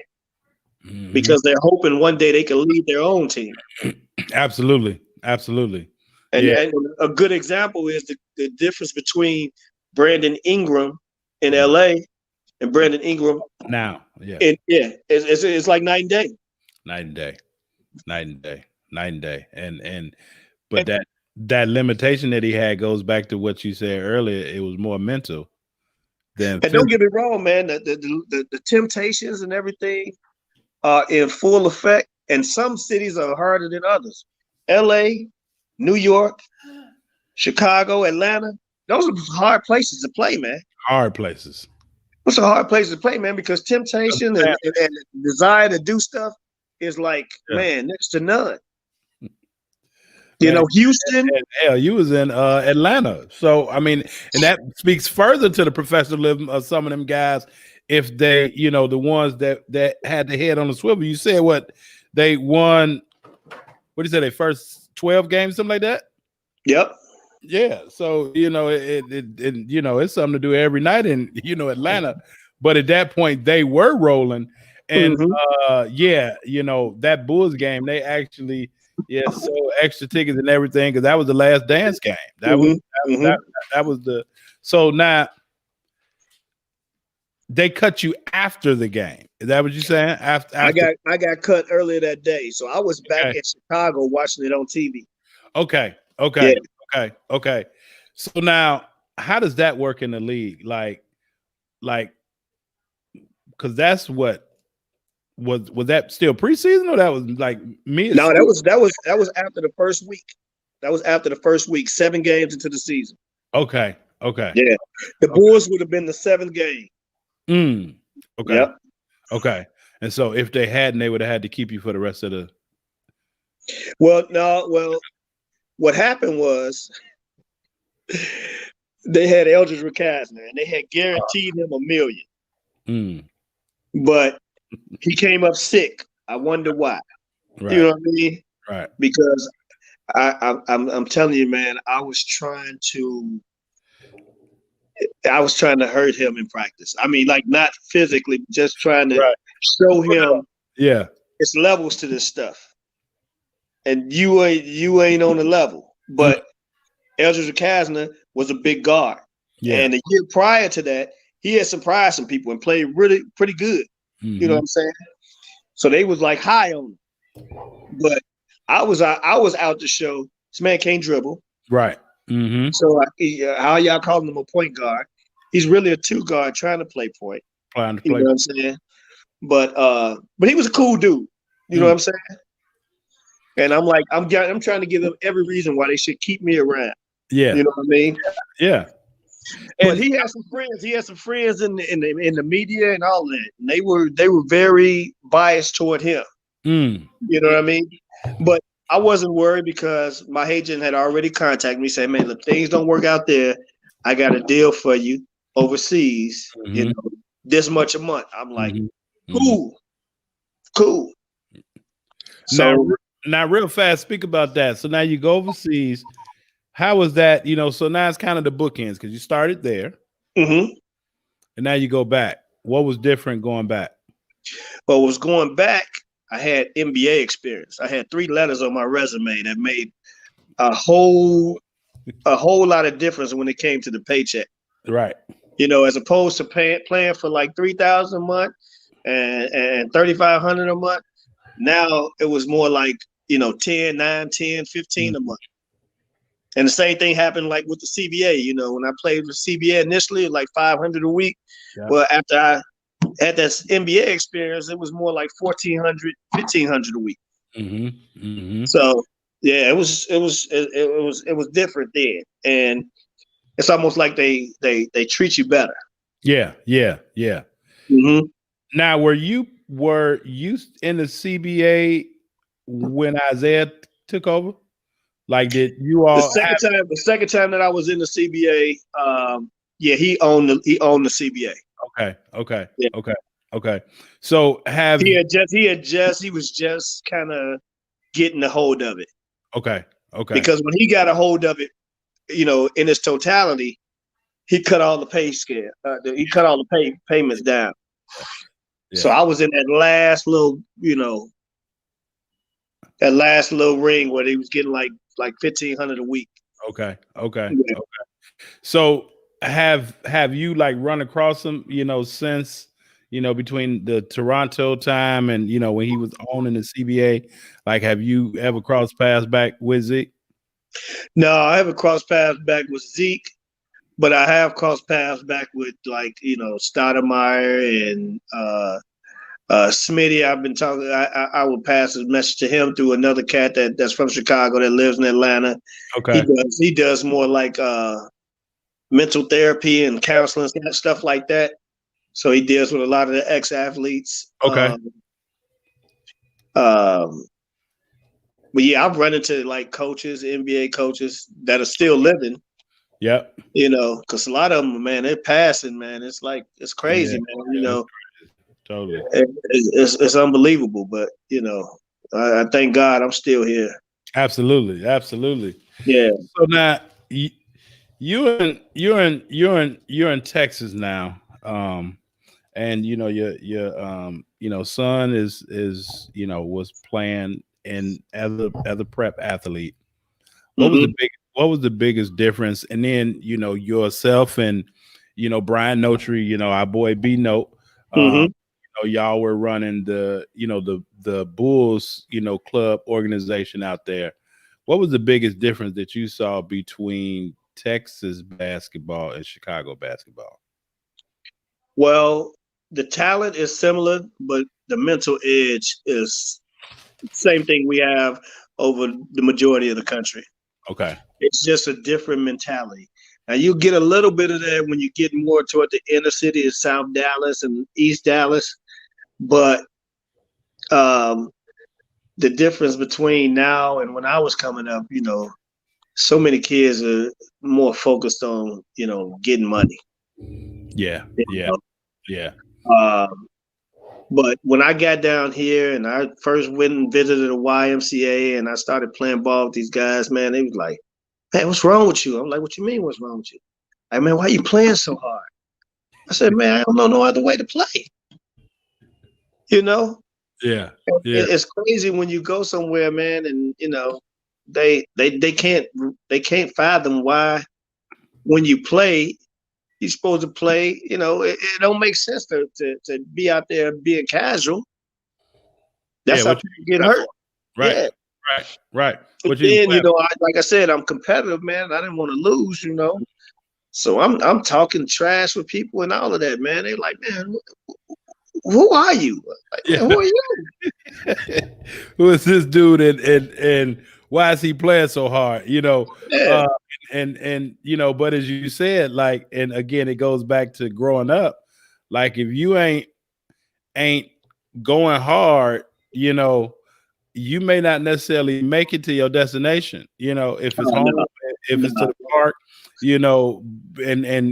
and going hard is being aware, right, of the things that's happening, everything that's going on around you, man. We can go on and on and on, Don, man, and this is amazing. But I do want to ask you before I let you go, and I appreciate your time, but the coach Donna Whiteside, what's the biggest thing that you attempt to accomplish with your players? Well, I think basketball, like you said, and we spoke about earlier, prepares you, and sports in general, but more so basketball, because that's what I could relate to. Prepares you for life. I mean, the things that I taught because I coached my daughter and my son Okay. in travel basketball, and it teaches you in a time where things get tough for kids and they're ready to just call it quits. Mm-hmm. You know what I'm saying? It teaches you when things get tough, you just work harder. It's a life lesson. It teaches you that hard work leads to success. It teaches you that focus and commitment can pay off in the long run. All these different characteristics that are embodied in basketball prepares you for life. Because I mean, my son, even since he's been down here, have had friends of his, man, commit suicide and stuff, man. And I mean, coming up in Englewood, man, I've had it as tough or tougher than anybody down here. Right. You know what I mean? I mean, I've had days, man, where we didn't have anything in the refrigerator but an onion and a block of cheese. So I took some flour and water and made me some onion rings and took a bread in and another piece of bread and made me a grilled cheese. Yeah. I mean, I've been on tough times, man. I've seen my mom, man, work a job overnight at the post office and a job during the day at Urban Gateways and do that for years on 2 or 4 hours of sleep. Yeah. So I got that drive, I got that determination and everything, from my mom. You know what I'm saying? My dad decided to, go on his way and start another family, and of course, I wanted to show him that I didn't need him. Right. But at the same time, I didn't want to deprive my own kids of that. Mm-hmm. You know. Mm-hmm. So when things got tough with me and my ex, I stuck it out. Right. You know, and that's just how the basketball and everything characterized builds you, man, and prepares you for this life. It's tough life. Absolutely. And the adversity gonna come. You just gotta know how to, as you said, when it gets, hard, you just gotta work a little bit harder. You know what I'm saying? And the point of doing that eventually, if you can work hard or continue to be a hard worker consistently over duration of time, eventually, whatever that goal of yours is, you're gonna hit it.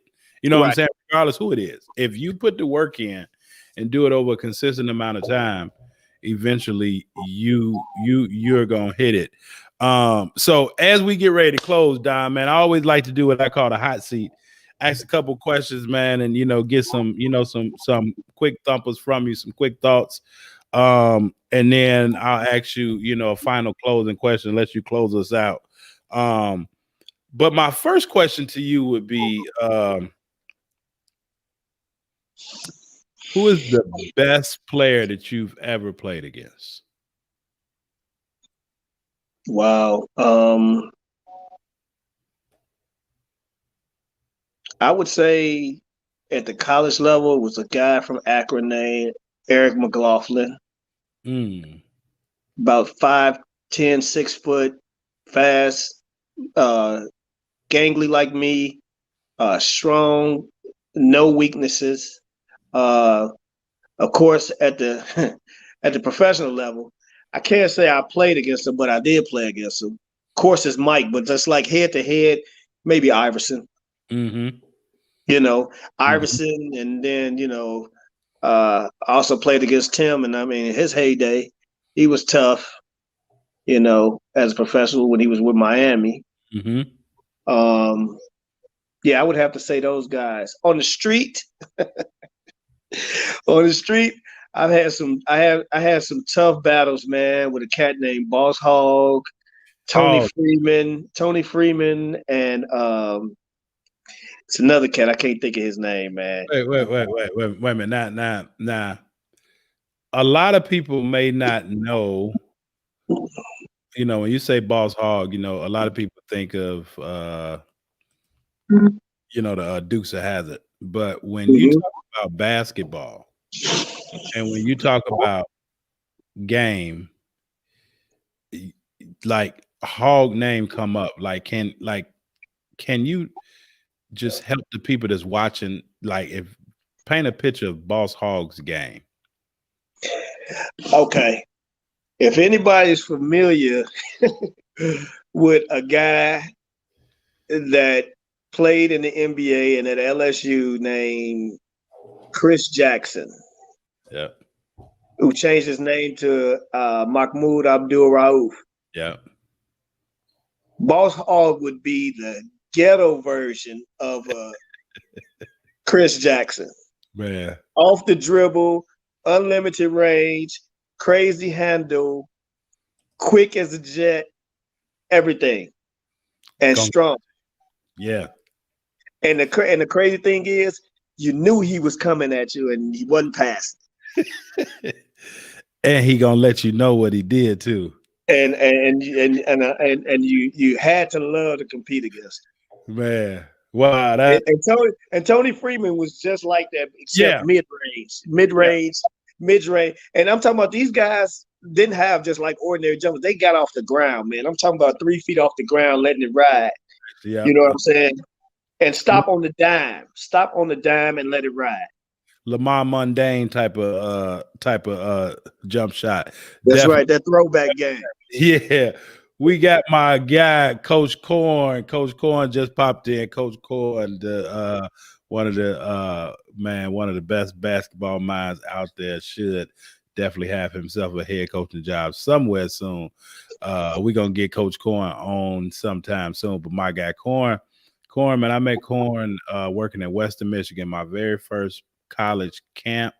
And Corn pulled me to the side, man, and kind of cuffed me for that week. And you know, man, we've been rocking since then. You know, Detroit bread, man. You know, bread. Ask Coach Cohen if he remember the times we used to come up to Northern and work the council with us. Oh, he can. Hey, Cohen. Yeah, I'm pretty sure, Cohen. You can answer that question. Northern working the camps, baby. Tap in, Cohen. All right, so those are the best times, baby. Man, you know, it's nothing like working camp, man. You know, it's you know, it builds an experience, build a toughness. That was one of the reasons why I asked that question about walking. You know what I'm saying? Because man, you get them camp feet. But my second hot seat question is this, man. I want to ask you this: Jamie Brandon or Marcus Liberty? If you could pick one to be on your team. I love them both. I love them both. I swear I do. Actually, they were a tandem. You know what I'm saying? So I can't even put them apart. Because Jamie can pull that boy from 30 feet. And Marcus, man, made anything look effortless. Silky smooth. Effortless, man. Silky smooth. You couldn't take a charge on that man. He was just too smooth. You couldn't steal the ball from him. Yeah, I'm talking about 6'7" with handle, a finger roll, a Gerber's finger roll from the dotted, man. Floaters, jump shot, through the legs, behind the back, spins, pull-ups, man, everything you could think of. Doc, yeah. But if you had to choose one, I ain't gonna let you off that easy, Don. If you had to choose one, give me one. Man, I can't even put a word, man, because I would love to play with either one of them. I can't separate them, man. I'm sorry, man. That's hard. Okay. Hey, man, listen, it's a lot of people that have played the fifth with that question right there, man. All right, my third and final question, man. Best basketball moment for Donald Whiteside as a player, coach, anything on any level. Best basketball moment. Man, knowing all the hard work that we put in, man, getting that large bid to the NCAA tournament, man, and having an opportunity to showcase our talent on one of the biggest college stages, man.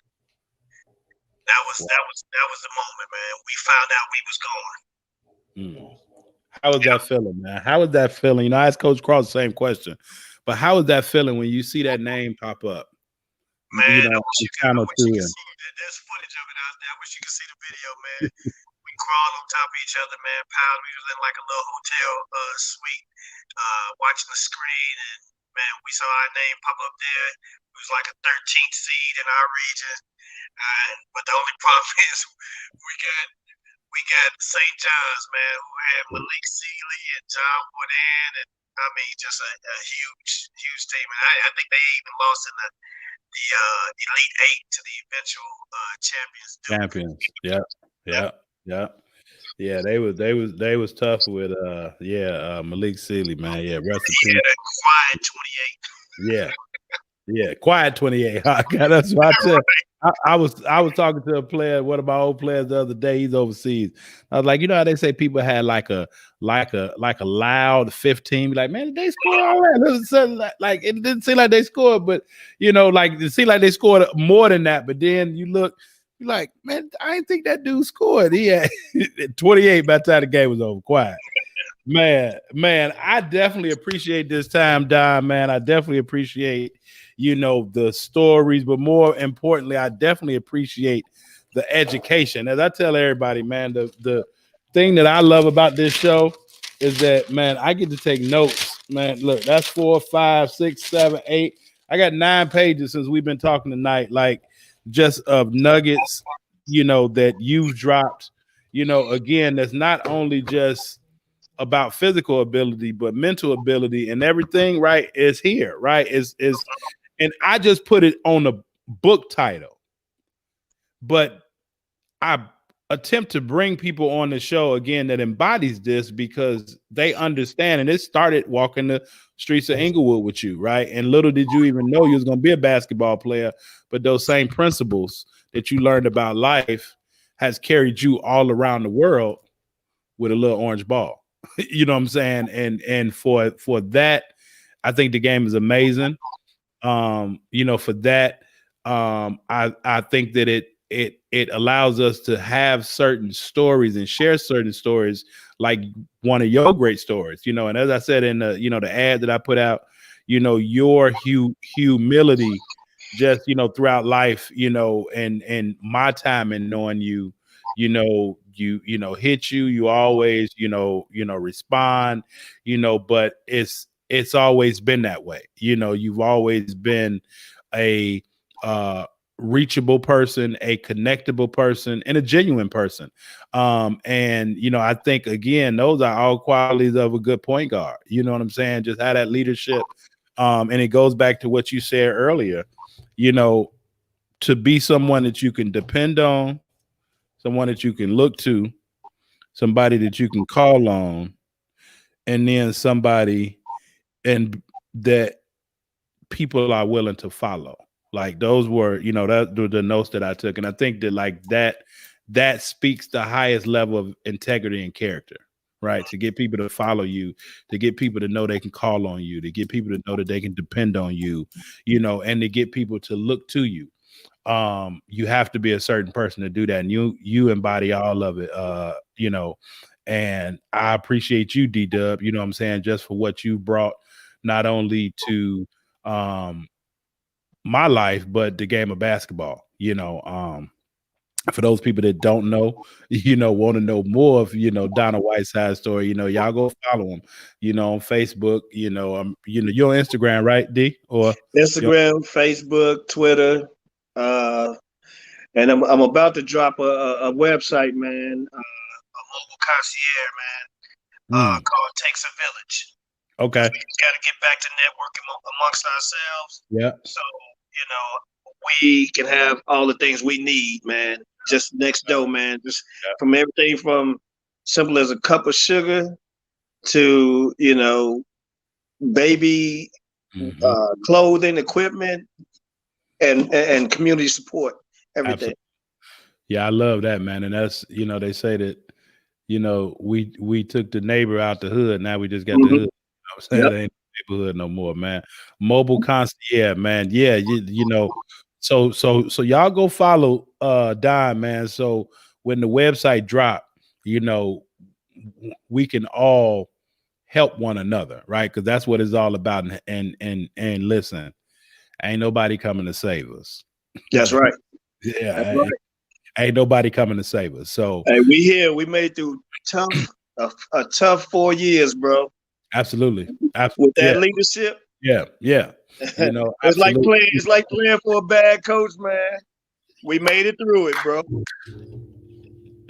Man, you be happy with the season over. Like, okay, that's man. Right. That's right.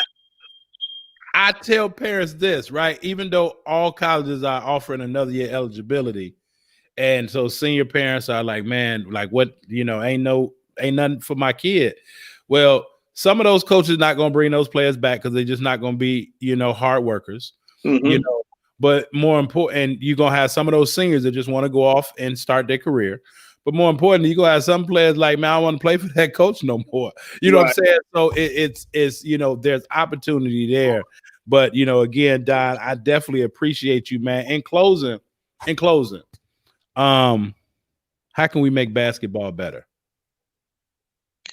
Well, I'm trying to make basketball better at NIU, man, by taking the opportunity to put my name in the hat, man. When you talk about NIU basketball, it's usually associated with that 91 team, which included me, Donnell Thomas, Antoine Harmon, you know, Andrew Wells, Stacey Arrington. We're trying to right that ship down there, man, and I'm just asking everybody's support for that opportunity to go down there and get that back right, man. So, you know, we could talk about basketball in the Midwest again. Absolutely, man. Absolutely. And it's Corn says, see, God is good, man. Like God is perfect. And you can't script certain things, right? And I agree with Coach Corn, right? It's too much knowledge inside of this man's mind for him not to be on somebody's sideline coaching college or professional. Too much knowledge, too much wisdom. Hell, I got 9 pages of notes in 2.5 hours, right? And we only touched the surface of things. But it's, as Coach Corn said, another Division I veteran coach has said, you know, and that's why I wanted to bring you on, man, because I wanted people to not only hear your story, but I wanted people to be able to hear your knowledge of the game, right? You can get a lot of great players that try to coach, but they don't really know the game. They just know what to do, if that makes sense, right? Mm-hmm. But then you have certain individuals that understand the game. And Donald Whiteside is one of those individuals, you know, and, you know, even to date this show, because it, you know, will be out there somewhere in, you know, the cyber world probably forever. You know, but at this time of the show, you know, there is a job open at his alma mater, Northern Illinois, you know, but I wouldn't think of a better person. And even if it's not Northern, but someplace else. And here's why, because you've already established yourself in Texas, and you could probably pick up the phone anywhere in Chicago and get probably any player that you ask for, less known, all over the country, right? You know, knowing people, you know, as like Coach Corn just said, you know, and I tell people all the time, and I'm gonna leave on this, Coach. It's a difference in being recruited and being placed. A lot of teams suffer because they recruit players, meaning that they may not necessarily know a lot about the person that they're recruiting. Mm-hmm. They know the player because they see him at a game or at an event. And I tell players all the time, when that coach comes talk to you at that event, that coach is looking to build a relationship. That coach is not necessarily looking to offer you that day on the spot unless you ooh-wee. And we know majority of basketball players today on a high school and college level, even on a pro level, ain't ooh-wee. Not majority of the players. They ain't ooh-wee to where I'm gonna give it to you right now. So coaches are looking to build relationships with kids. And as you said earlier, right, having that conversation. Some student athletes can't even have that conversation. But this is what happens. I'm looking to recruit you, but I'm looking to kind of build a relationship. But depending on how much time I got, I may not have time to really dig into it. Plus, I got a board full of names and other people, and we working. But if Coach Corn can get on the phone and say, hey, we need XYZ, or somebody else, hey, we need XYZ. Who do you know? Well, now, if I say, man, I got the perfect person for y'all for what you need, and now I'm gonna make that connection, right? And it's not about, and I learned this as a coach and it helped me. And this is all above the table, legal, ethical, and moral. I don't deal with people that's undermined. But now, if I can get a player placed with me from Donald Whiteside, and I know that that person has been under Donald Whiteside's tutelage, right? And so I know that they're going to be respectful. They're going to have integrity. They're going to have character. Well, now, if so happen I get that person on campus, and now I have to be the coach, I may not necessarily be able to be that confidant or that friend, whatever. Right. Well, now when you have players placed with you coming from somebody that you trust and say, hey, why don't you take a look at that person? Now, when Coach Bailey got an issue with said player because they're not going to class or they're not working hard, you know, or consistently, now I can get on the phone and say, hey, Don, I need you to call your guy because I'm about to send him home. I'm about to put his ass on the bus. Right. Now, Don can say, hey, man, get it together because coach about to send you home. Right? Absolutely. Now that student athlete has a network, has a community, what you just said with the website that you're coming out with. It's the same thing with basketball.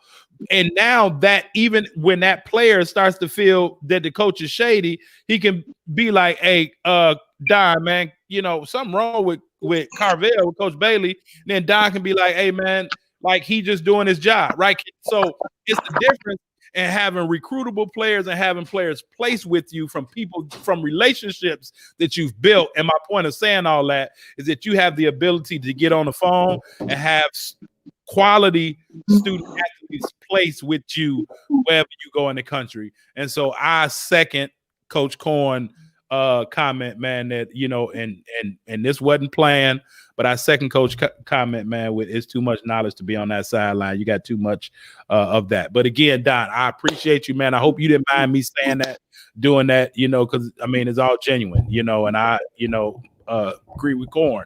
So any athletic director out there, any general manager out there, whatever that's looking for a coach, you'll be a damn fool to not get on the phone and pick up and call Donald Whiteside or reach out to him,